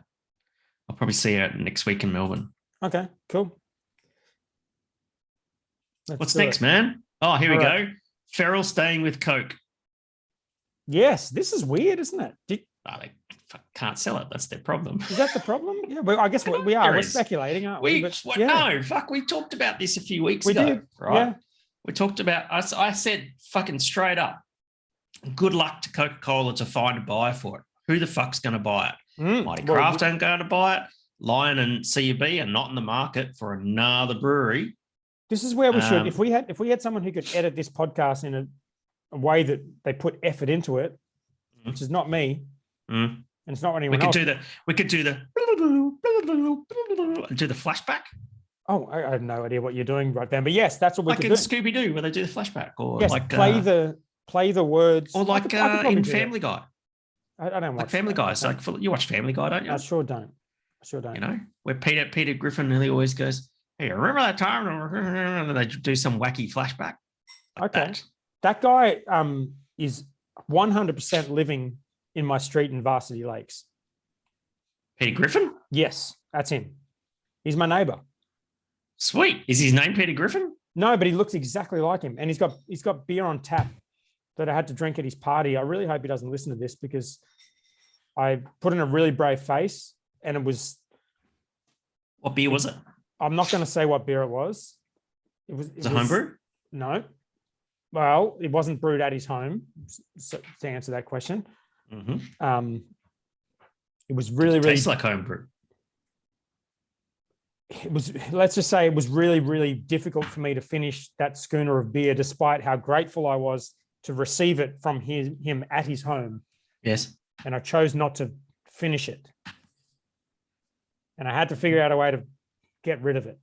So what did you do? Well, it's not important what I did, but it's... No, this is very important. Did you say, oh, hang on a second, I just got to go to the bathroom and tip half of it down the toilet? Or I didn't draw attention to the situation. I nodded my head. Did you do like a hendo with a Helios glass where you just go, oh, you know, and accidentally tip it over? Oh, wow. Is that what you did? No, but that's is that what you did? That's a whoops. I did not do that on purpose. I did not tip that Helios glass over on purpose. It was an accident. Oh but you can do that scenario, but on purpose, if you wanted to. So how did you get? But they just pour you another one, wouldn't they? Of course. So what did you do? I had a friend there. I got my friend. Did you get your friend to phone you? I know. I said, drink this. Oh, you had a friend drink it. Yeah. I thought you had your friend phone you like when you're on an awkward first date. Oh, you that go to the toilet too. and you text your friend to say, fucking call me in 5 minutes. I've got to get the fuck out of here. That would work. And you go back. It's like, yeah, your friend calls you, got to go. No, the thing is, we're all on a journey, a beer flavor journey, and some people are less likely to tip a beer out than others. All right. And so the beer didn't get tipped out, but anyway, Peter Griffin. Yes, I know who you're talking about when you say Peter Griffin. I'll find. I'm not going to do that sound effect. That's way too hard. But I will find the bit where we talked about this previously, and I'll play it now. Right. And people can listen to what we said about it, and we'll see what we said about Feral. We yeah. In short, no, they can't sell it, and they make up this big flowery excuse. Okay. About how the loyalty brand, the team's achieved, blah blah blah blah. No one wants to buy it. All right. Well, let's too read expensive this. To shut it down. Let's read this because if no one wants to buy it, they're going to create a bigger problem for themselves in having to run a brewery in an industry they don't want to be involved in. So, does this article? I'm just looking at the Brews News article. Feral Brewing looks to remain within the Coca-Cola Euro-Pacific Partners Group portfolio, despite multinationals suggesting it would offload the business. So it said it would still continue its planned exit of beer and cider products in Australia. However, it would retain ownership of the standalone Feral Craft Brewery. Yeah, but the last quote from Peter West says it all, right? And it says, while the decision to retain Feral has not changed our position to move away from beer and Magners cider, I personally love this brand, and I'm delighted that we'll all be able to continue enjoying Feral beers as part of our staff sampling. Oh my God! So that's a fucking shit thing to say. Holy shit! It's like, yeah, we want to get rid of it, but we get the free beers at Friday Drinks. Yay! Oh my God! That's part of their press release. That was in the press. That's a quote, mate. Wait, I'm looking at Brews News. I don't know if this is a press release. I'm looking at Brews News. Sorry, Matt. It is Brews News. Sorry, Matt's listening. I don't want to piss him off. He's in America. It doesn't matter. Oh, that's true. Say what you want. No, you know how I know that? Because he gave, I don't know if I can reveal. Anyway, he did a favor for one of our staff members that he was very grateful for. Who Matt did? Yeah. He's a good man. He's probably listening to us on his long haul plane trip home. No, you know what? And I know this from the message that came from that particular staff member was that he'd downloaded last week's podcast to listen to on the flight over there. Right. So he's an avid listener. He's basically one of the 12. It's pretty much, I don't envy his situation on long haul flights. He's a very tall man. Oh my god! And long haul flights would fucking suck to be him. Yeah. I don't want to be negative towards any brewery, but this last paragraph is blowing my mind. Isn't it? Jesus Christ. And it kind of answers the question. And it's sort of, there's not really any speculation about it. They can't sell it. They'd love to sell it. Feral is still doing really well, I think. Like when we were in WA, Sam, our WA rep, was saying like that Biggie juice just flies. Like they sell shit. Yeah, absolutely. Look, and with the business acumen and management and Coca-Cola money behind it, they don't want the business to go broke because they still want to sell it. So they've still got to make the business look good. Right. Well, they're not doing that with a comment like that. Exactly. But what they're basically making clear is please somebody buy Feral. Wow. I think this is where, which I think I've said on this show, and I'm not finding it because I'm already doing enough research to find your comments about Feral. But I think the majors are done buying these brands. I don't think anyone else is going to be big enough for them to buy. And I think they have enough brands already. And I don't think they're buying anyone else. Who would buy it? No one would buy it. Who else could buy it? Heineken? I don't think they're allowed to operate. Probably can't operate in Australia. I don't know. It's just sad, but it's sad, isn't it? Very sad situation. It is sad, and it makes you wonder. Like there was another episode where we talked about Mighty Craft, and I think that was the one we lost, so it didn't get published. But one of the things I was saying was it was kind of sad that it was like a accelerator for founders, and all these founder-driven companies are brought up into it. And now, like looking through their results, it's our next story, but it's all, we're offloading non-core assets and all of this. I mean, these companies are buying the types of businesses that the IBA desperately want us to encourage, and then they're just fucking them off. It's just sad. Yeah. All right. Well, hope someone buys Feral, and I hope it stays strong. I hope someone buys Feral. It's good beers, good brewery. All right, Mighty Craft. Next story. We've got the Brews News article, and I've given you a direct link to their actual. Mighty Craft delivers record sales in Q3 FY22 despite ongoing COVID disruption. Oh, cash, 21 million cash. They're cash is going up 96%. Great, unbelievable. That's cash. That's not cash. That's like cash receipts. Yes, cash receipts. Yeah. What does that mean then? Well, there's more than $29 million in expenses. Huh? There's more than $29 million in expenses. They're not profitable. Right. So they're to me, these are pretty fucking amazing results, but they're still losing money. Operating cash outflow of 2.9 million versus 1.6 million. So the negative cash flow is going up.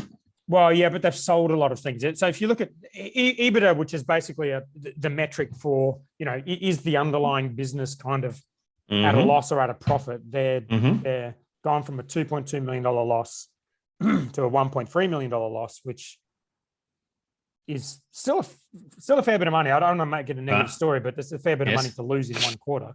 But I suppose the biggest news story is Better Beer, $7.8 million, 1.8 million liters in one quarter. So they're saying they're targeting 4 million for the financial year, but and it looks like they'll get 8. They're doing $2 million. 7. Yeah, so if they're doing $2 million in a quarter where COVID's impacting on-prem sales, and they've only got one product, and they've already started releasing other products, this could already be the biggest independent beer in the country. What's an independent beer that's bigger than maybe Single Fin? Might be the only one that's actually bigger. Like Better Beer are that big. Very interesting. They're bigger than Bolter. The company notes. Okay, so on Better Beer, The company notes that the growth of better beer is requiring an ongoing investment in working capital to support the growth, and this has impacted operating cash flow. No shit, Sherlock. You're basically operating a gypsy brewing brand. You're getting no economies of scale, and that ain't going to end unless you go brew it yourself in your own brewery. I think this is going to be their biggest challenge. Is like that they've hit on a fucking home run because Casella are still brewing it. Yeah, they're gypsy brewing. There's no economies of scale. The problem's only going to. This is my prediction. We can fucking replay this one in the third quarter of this year. Okay. Better Beer is still going to be cash flow negative in the next quarter. Oh, 100%. I think sales will probably go up, but I think they're eventually going to come to the realization that no matter how big Better Beer gets, that it's probably something they're going to build to sell. Probably. I mean, at this point, it's just that growth is staggering. I mean, you got to wonder whether they would just be better off at just renaming the whole thing Better Beer and just ditching everything. And just, this is the Better Beer Corporation from now on. Interesting, isn't it? Either that or if they're going to do what you're saying, if they're going to try to solve the problem of not making their own beer, which they will at some point, they're going to need a lot of money. And like this, are you looking at the PDF, the ASX PDF? Yes. Because there's a lot of interesting stuff in there that they talk a lot about this investor roadshow. This is interesting. Venue sales dropped to 25% of total business sales versus 45% per calendar something. What does PCP mean apart from being a drug? Month. But the that has to do with COVID, but also the fact that they've got a brand now that is selling shitloads of beer. So that's not too surprising. Yeah, I think sales of kegs declined 4%. Yeah. So they've got the COVID excuse for the Q3, which is fine. The next quarter results are going to be interesting because the COVID stuff's pretty much gone out of the way as far as I can see. Yes. But they're going to have a massive challenge with this brand that's skyrocketing. They don't make it themselves. That needs more working capital. They don't have a lot of cash in the bank, so they've got $6.8 million of cash. They're burning 1.3 per quarter. They'll raise more money somehow. They're raising more money. Yeah. But they got to raise another $20 million easily. They've got to raise a lot of money, and they've done nothing but raise money since they began. They've never been profitable. That's correct. So it's a challenge, but it's not. I don't know, that they're onto a fucking good thing in that beer, aren't they? That's an amazing amount of beer to sell. Yeah, but it's not making any money. It's cash flow negative, mate. Yeah. They're on track, right? Here's the go. They're on track to do their 4 million litres a year per year, and it's cash flow negative. Potentially 8 million. You know what I'd do?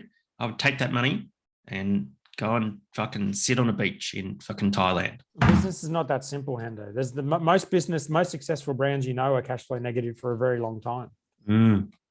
It's the way things work. It's scary, and it sucks for every business that does want to operate as a good, solid, small, profitable enterprise. But building a brand is extremely fucking expensive.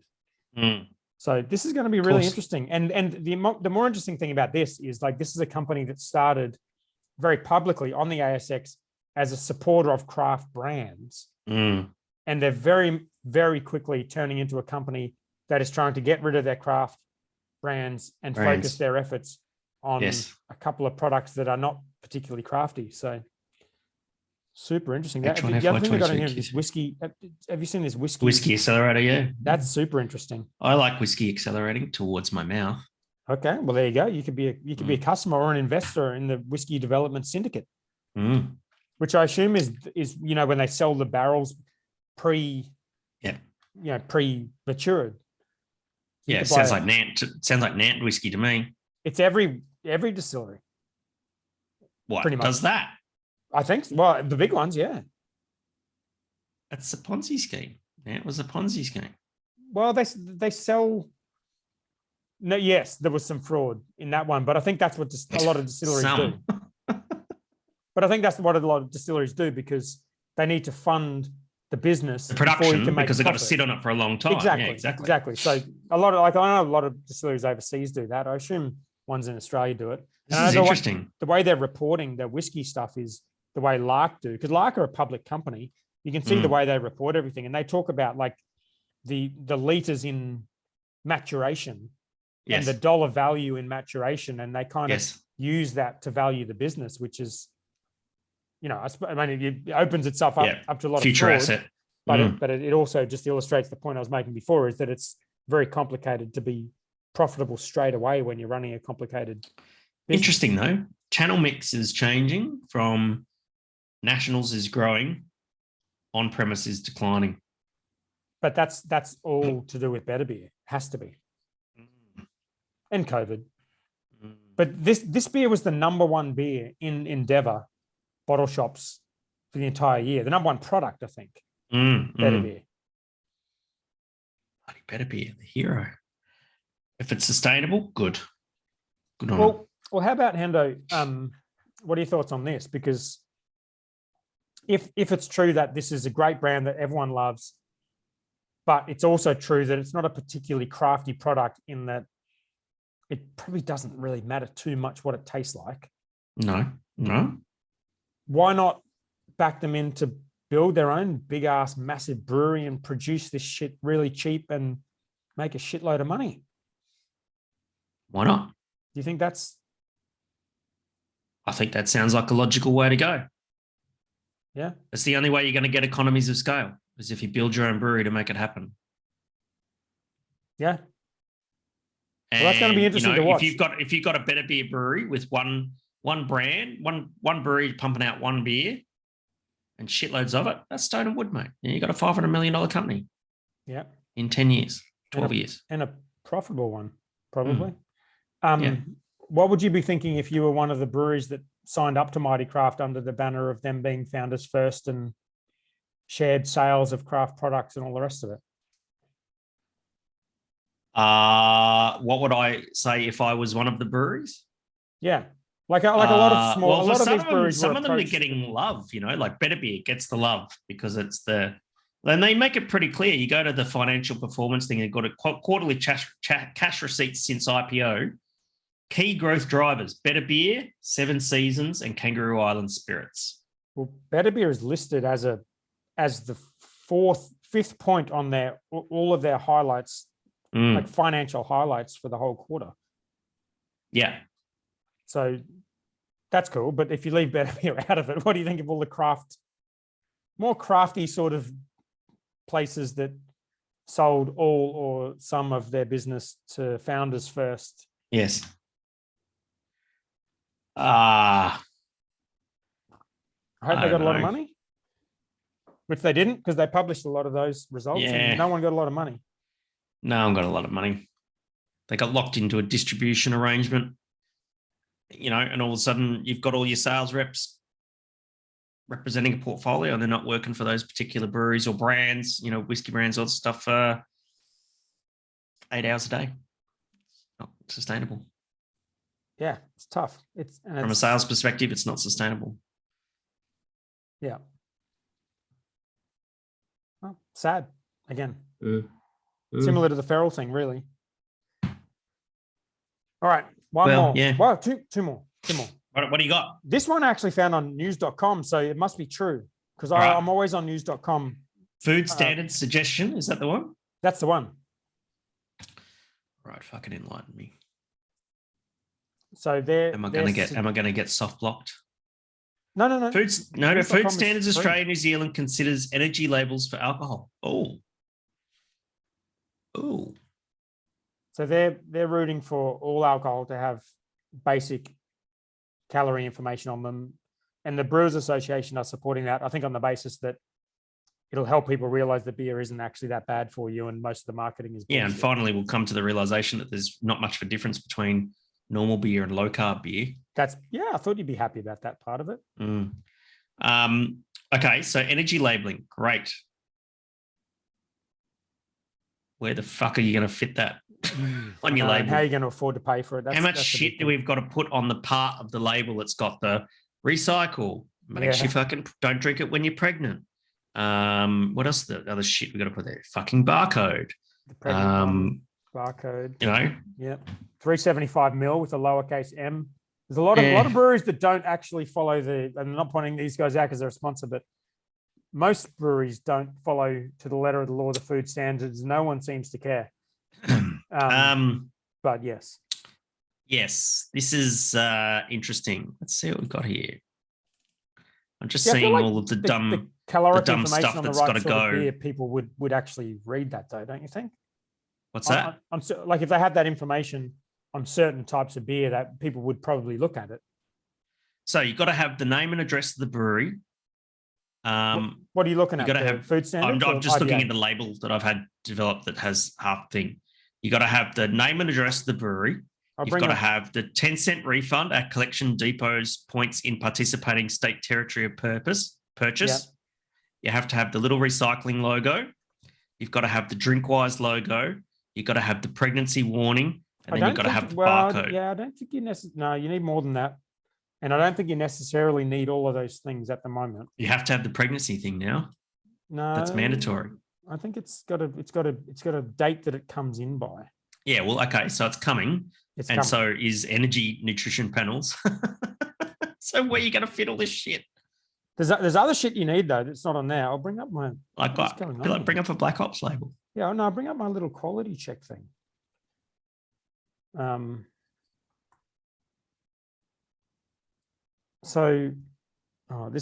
read you through our QA thing because this is the things that I do before every single can we put out, and this is based on the IBA and the food standards and other lessons we've learned in putting beers out. So standard drinks got to have standard drinks.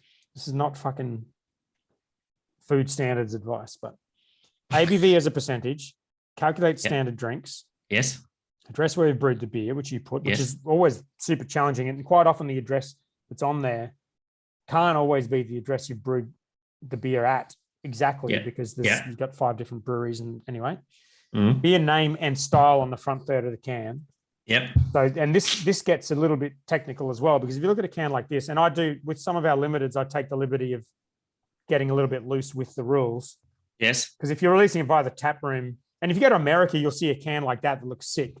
Yes. But this is not meeting food standards. The Medusa label you're talking about? Yeah, it's not. But I could pick up any can. Like I remember looking at a Brewdog can and finding things that were not meeting the standards. Yes. And it was a brand new can that was put out of Brisbane, but it was just like these standards were almost impossible to meet. And it's a small batch, it's fine. Yes. But anyway, you should have the beer name and style on the front of the can, which how do you define what the front of the can is? I kind of figure you can take this a little bit with that one. Yes. Does it pass the test of not appealing to minors, which is I've put in here for ABAC reasons. That's fair. So this one I would say yes, doesn't appeal to minors. I put in brackets here, adding the word beer can be helpful for borderline designs. That's a great idea. Yeah. So and this is something that ABAC will tell you. If you put the word beer on it, or ale, you're allowed to use ale. Ale, yeah. But you can't say IPA. It has to be India Pale Ale. Yeah. And if you look at the way, like the Currumbin Valley example we had before, it was talking about a energy drink inspired beer. Whereas in the past, when they used to get pulled up, and they did used to take the piss pretty aggressively with some of those beers. Sure. It was kind of like passion fruit, tingly, sour, with colorful everything. And it's like, no, you can't do this. So that's fair. Next one. Does it pass the test of not being offensive to any groups? Which I've put on there to be, you got to be careful. You don't want to piss people off. You're a smart man. It's a good checklist. Spell check beer name. I learned a lot of this from you, Hendo. QA, mate. Part of the quality plan. Spell check beer name, style, and description. Read the entire description to ensure grammar and spelling is correct. Standard drink icon, number of drinks. Color is the same color as what is the drink-wise label. So I like to have if you look at that can, the 2.2 standard drink stands out. Yes. Because the color behind comes through, or it's just black and it looks consistent and nice and you can read it. Is it the right size? So I've got a bunch of different label sizes from different label printers who have different size. 10% recycled text, state of territory purchase, label orientation, because that can change depending on the printer. Nitro sticker if it's a nitro beer, which we normally put on top of the can. Yes. Then I've got an area for copying and pasting from the design of the name, the style, and the description into Google Documents to do a spell check. I think that's it. Smart. That's it. Wait, no, I missed one. Oh, no. I missed one. ML's on the can. It has to be a lowercase m and an uppercase L. Yes. And you're supposed to have it on the front. Yes. So that was the one that I've noticed that no one really seems to give a shit about, because everyone in Australia kind of knows what a can is, but you're supposed to say lowercase m, uppercase L, Large L. Yes. have it in lower on the front of the can. Right. All right. Well, how the fuck are you going to find out how many kilojoules are in East Coast haze, my friend? Well, it'll probably be okay for us for like majorly released beers, because we can send it off to labs and pay for those kind of things. But if you're a smaller brewery, and that's another expense of coming out with a new beer. Yeah, for a smaller brewery, it would be an impossible thing to do. And even for us, for some of the beers we put out on a small scale, it would be impossible. But maybe it would become one of those things where it's like, if it's in Dan Murphy's, they'll send it back to you if it doesn't have, you know, a table on there. But if you put it out the tap room, no one will give a shit. Yeah. What do you think? Good idea or bad idea? Oh, look, it's pretty well inevitable. I'm glad it's just an energy declaration and not a whole nutrition panel. Yeah. I mean, if we had to put a whole nutrition panel, like how much sugar, how much sodium, how much fucking this and that, cool. But it's more label real estate. Fuck, it's just getting hard to find the real estate on your label. Yeah. Eventually it's just going to be like cigarette packets, but not green. It's not olive green. It's going to be like lots of information. That's true. We're just going to skip over the fact that you just said hard on, or we're going to move on from that. Yes, I'm happy if you gloss over that fact. Okay. Happy? That would be a happy ending for you? Yes. All right. A happy ending. All right. Okay. So Monchio, I don't know how to pronounce this name because Monsieur. Okay, there you go. Monsieur. You're better at I just made that pronunciation than I am. I believe you. Have a non-alc tap room coming to Melbourne. Fuck's sake. And I've put this in here for a couple of reasons. One is there was already the other Dan Murphy's non-alc tap room thing. Yeah, down St Kilda, yeah. Yep. And then this one is in Brunswick, which is a place that you're familiar with. Yes. The other thing is we're going to Melbourne in, I don't know, 3 weeks. Yeah, do you want to go to this? 100%.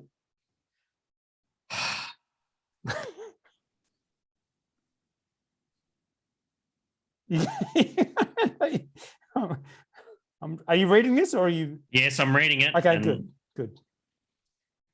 Yeah. Petnat kombucha. Great. Oh.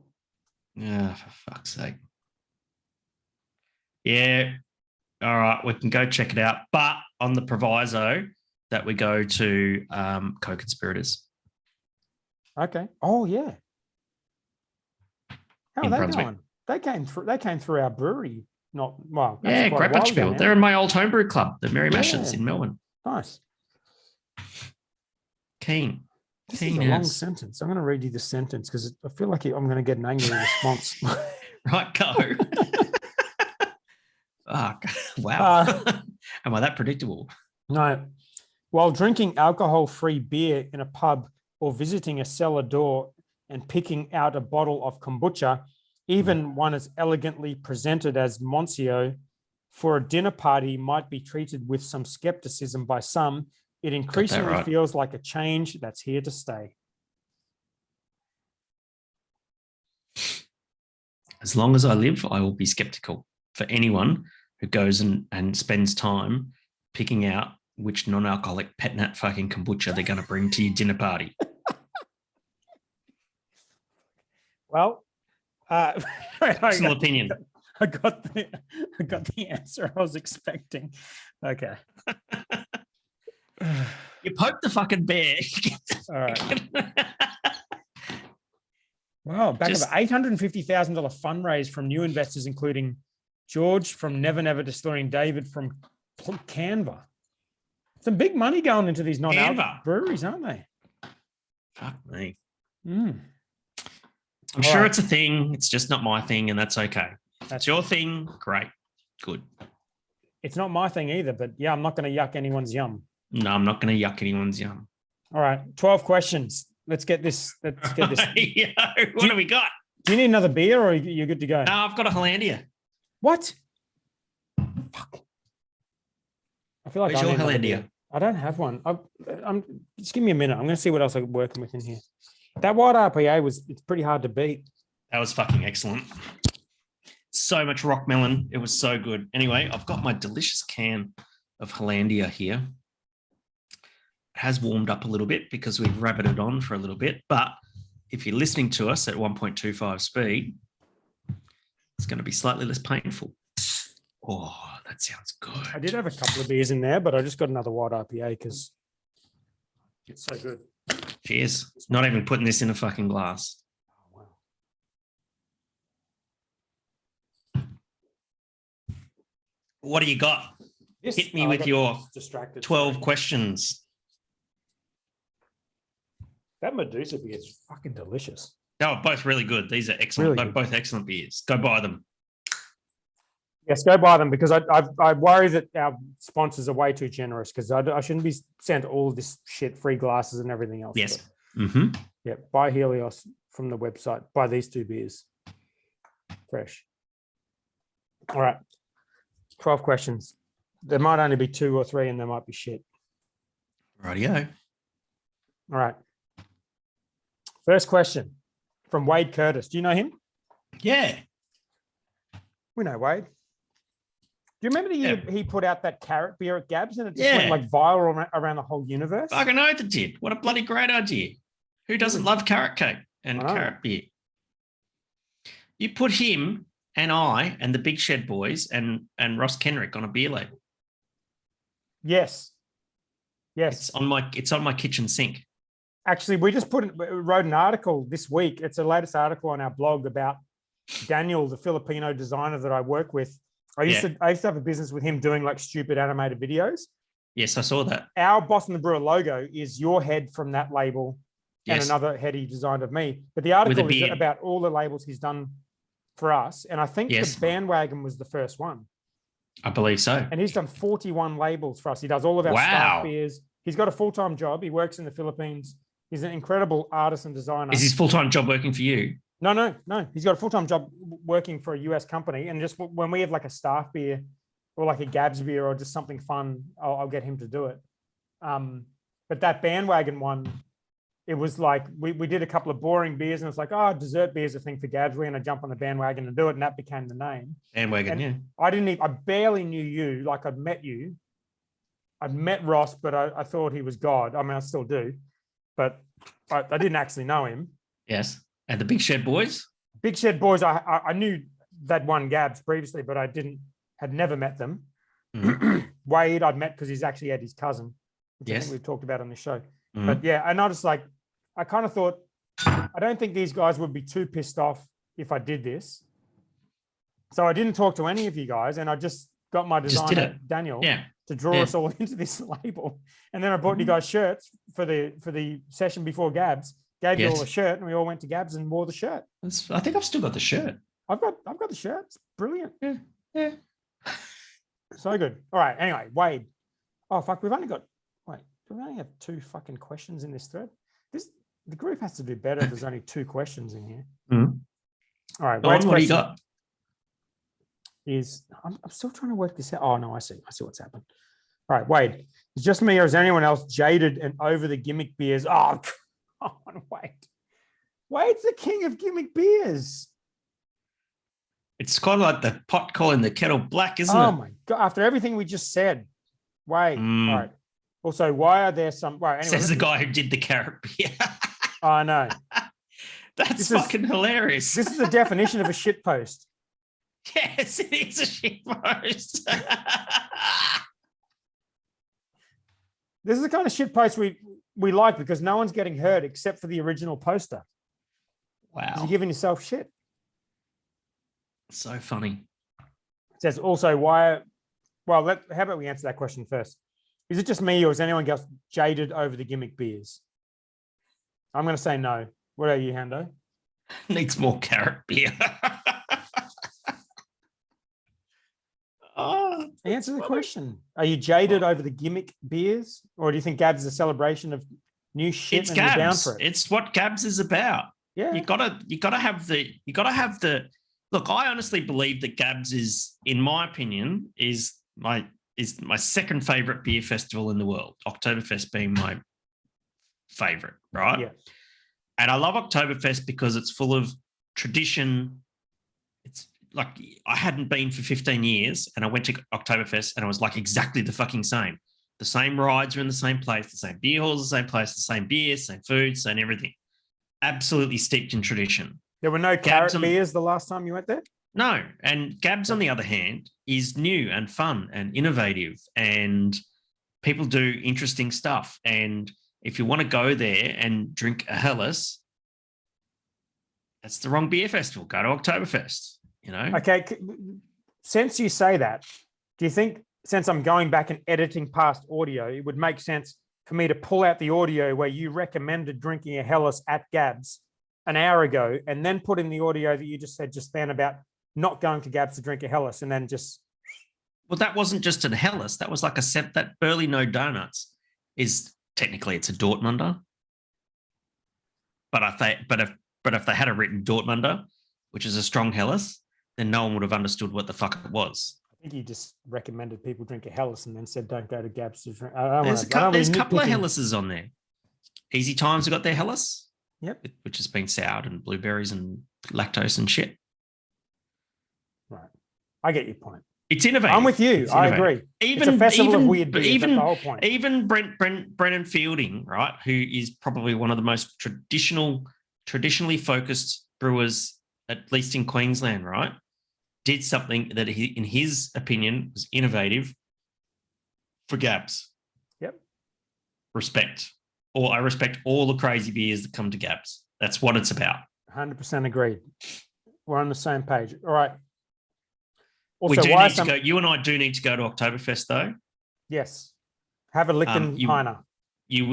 No, there's no Lichtenheiner there. You need to go to Leipzig for something like that, or between Leipzig and Munich, something like that. Or Leipzig and Berlin, maybe.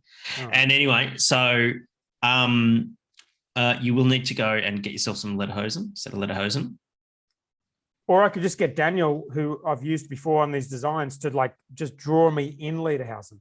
No. If we're going to go to Oktoberfest, you need to be wearing Lederhosen at Oktoberfest. No, I get what you're saying, but we could go to Oktoberfest, yes, and drink the beer, yes, take a selfie, and then I could send that selfie to my designer in the Philippines, yes, and he could cartoonerize us, and then draw the Lederhosen on our bodies, and then that's what we put out. Do you see what I'm saying? On a beer label? Yeah, or anywhere, just publicly. This is us at Oktoberfest. You see what I'm saying? Okay, let's just go and have some fun there, right? It sounds fun to me. Okay. All right. Okay. The second part of Wade's question, also, why are some old... Right. Wade's sounding a bit jaded, isn't he? Wade, what's going on, mate? Do you need a little cuddle? Why are some old ideas coming back that were done a few years ago? Have we reached peak GABS? Well, the old ideas is something we noticed when we read through the beers before. The Sex, Drugs, and Rocky Road was the Bacchus one that sprung to mind, and there was a couple of others, and there are some pretty generic sounding beers in there. Yes, but we pointed out at least, like, how many beers did we just read through and think? You're replying to this thread right now out of anger. Yes, I just replied to Wade. Yeah.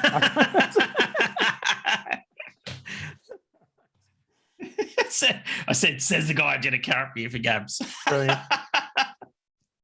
Well, I would say, have we reached peak GABS? No. I think there's some great sounding beers in that list. We have not done peak GABS. Yeah. GABS has not jumped the shark. I absolutely can absolutely hand on heart say that GABS has not jumped the shark. GABS continues to be innovative and relevant. And even though we went through the list of beers before and I sighed and said, oh, why the fuck are they doing that? And that sort of thing. That's my personal opinion. And that's what's so good about GABS is it creates lots of opinions about 100%, all the different beers. And it creates a great conversation. And it's great to go and see all the amazing people there, have a good time, drink way too much beer. And responsibly. Yeah. And love life. Yeah, I Wouldn't agree. miss it. No, it's not. No, I would say this to Wade, right? The moment you get really cynical about GABS, right? It's over. Don't go. Oh, that's fair. Don't go. But I love it, and I continue to go because I love it. And everyone's GABS experience is different. The same as everybody's Oktoberfest is different, right? I go to GABS. I don't gravitate towards the container bars and the festival beers and that sort of thing, unless But there's really something. You're a legend of the industry, mate. You're a fucking mythical figure in the beer world. It's a different But that doesn't mean that you. I necessarily gravitate towards the choc chili fucking one drop beer that I bloody gave you down at GABS that's exactly what you did. Right? What was fun for me about that beer was giving it to you and watching your reaction to it. Right, I'm glad you enjoyed it. And it was worth the fucking $15 that beer cost. You did not pay for that beer, did you? No. But that's the beauty of GABS, and everybody's GABS experience is different. And me, what I love about GABS, the future, I'm starting to build a few traditions around GABS, particularly in Melbourne. Couple of GABS is awesome, especially if it's going to be back at the new location. Yeah, back at the exhibition building, absolutely. I've got a couple of friends that I used to be tour guide with in Europe and that sort of thing. We always catch up on the Saturday day session. We hang out at a bench, walk around, have a couple of beers, reminisce, have a ball. Yeah. And then I usually say, "Fuck, guys, I've just so many people I need to go see." They're cool, and that's the only time I see these guys all year. And it's awesome. Fridays, after the ARBA dinner, and you've had half an hour sleep, and you go to the afternoon session, and you've won one of those. You've whacked, and you got your trophy there. Trophy, yep. And taking a few eyes out with it. And I've seen people there, and they've seen me the next day going, "You were really hammered," and I'm just hanging around, and you know what I love about GABS? I just love going on my own little adventure, and talking to lots of people and that sort of thing. That industry session is pretty special. Because I started going to GABS before I was in the industry, and then I was in the industry, and then started going to that Friday session after the ABAs. Mm-hmm. And it is different when you're in the industry. Like this is not a festival for people with breweries or in the beer industry, really. It's a festival for the consumer. Yes. So it is that kind of industry session is very, very cool, but it's not the experience that the consumer gets. And I think what Wade is probably getting at is he was in the industry, or he's still active. For the average consumer that goes to a beer festival, whether it's their first time or their third or fourth time, it's a meaningful thing. There's interesting beers. It's a really fucking exciting thing. It's a different thing to you and me going and hanging out at a tent and drinking a few beers. We're probably not paying a whole lot of money for talking about work shit with our colleagues. That's right. I'm going to really enjoy it this weekend because there's going to be 12 people there who are just going to come up and we're just going to talk shit, and I'm really looking forward to that, and I'm coming. I've got to come. I mean, you've seen the skills of my parenting advice in this episode. Yes. And I've got both my kids on Saturday. Bring them. And no, they're not the kind of kids who want to go to GABS. Do they like beer? I'm not going to let my kids drink. I'm just going to prefer them do it behind my back and pretend to not know about it. Like normal kids. Yeah. All right. I think that was a good answer. That was a good answer.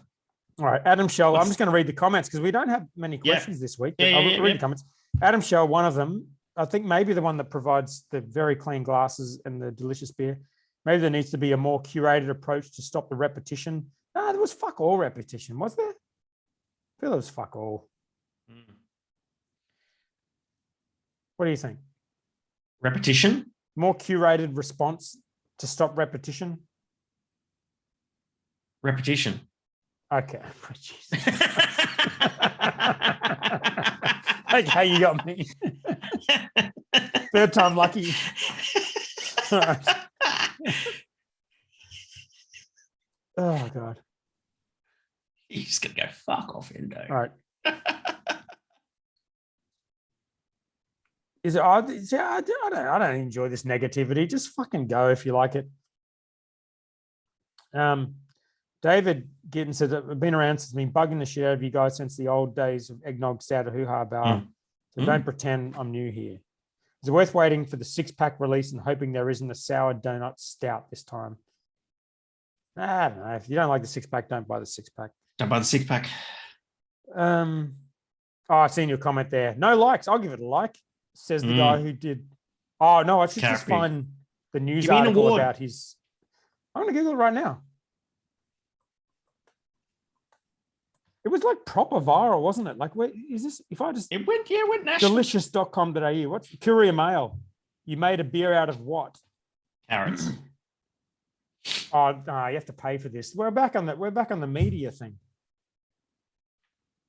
Wasn't the Wabbit Saison like it was like international news, right? Probably like belly button beer. Where, oh yeah, that's right. That guy was at GABS. I saw that guy at GABS. Oh no, that was a beer. Beer guy from Rogue. Yep. Saw him at GABS. Right, no, I'm looking for the delicious carrot beer. I'll post this in support of your comment. Yeah. All right. This is not good audio content, but we should have a catch up at GABS Brisbane though. Okay. Is there a blaster stand? There's a Helios stand, I think. Okay. There's a Black Ops stand. Yes, that's true as well, but sponsored post content only. That's fair. Probably the Helios. Helios makes a lot of sense. Yeah. Is Adam Shell going to be there? Yeah, of course. Okay. Let's have a meetup then. Well, let's just wait until I know 100% that I'm going to be there. I've got a ticket. Keep an eye on the Facebook group, and when we wind up at the Helios stand or wherever we wind up, we'll just say, hey. Wait, what session? You're going to the 12. What session are you going to? Well, I've got tickets to both. Okay, but we go to the morning one, afternoon session, 4 or whatever. Afternoon session. Yeah, I say morning, but the first one. That way you can go home and you can be in bed by bedtime. Yeah, that's the one to go to. So the 12 till there is still tickets available. So okay, let's say we're going to that session. We will confirm in the group because I don't know 100% if I'm going to be there. But yes, we'll do it on the day too. Yeah, we'll do it on the day, and it's going to be a meetup at the Helios stand. Yes. At what time do you think? 2? Halfway through? Yeah, that sounds good. We'll post in the group. Okay. All right. So that's the loose plan. That's the loose plan. Okay. Yes. Do you reckon they'll have this on? Fucking hope so. It's ace. Perseus. I'm not very good with this Greek mythology. Okay, One more comment. Adam Shell, one of them. Do we have a unifying call at GABS? Should we wish to find each other randomly, or is it? Oh yeah. No random. Go to the Helios stand. A meaty 12 at high volume, or SME other foghorn sounding noise that will be different to the cacophony already going on. What about when they play that "Take on Me" song? When they play that, we meet at Helios. Yeah. Okay. Sure. All right. Or just keep an eye on the Facebook group. All right. When they play "Take on Me," or at 2 p.m. or whatever we say in the Facebook and if they group, play, if they play bloody Bohemian Rhapsody, it's too late. It's way too late. Oh, I went to Sydney GABS one year. I think it might have been the first year they did Sydney GABS, or the second year, and it was out like way out of the city. And it's just like GABS was just not ready for Sydney. Like it was loose as shit. It was like a proper mosh pit in there. And they started playing those songs at the end, and people were just flying everywhere. It was just like, holy shit, this has gotten out of hand. Might not be the same now. A bit more subdued, but it was a good time. Yeah. All right. That's us, I think. Let's do it. Now, can I just say what I said about me going back and editing and finding the shit you said about Farrell and replaying it? Probably not going to do that. That's fine. It's fucking 20 to 10. I'm not going to do that. I'll get this up, though. I'll catch you on Saturday then. Sounds good, mate. Love your work. Cheers. Later.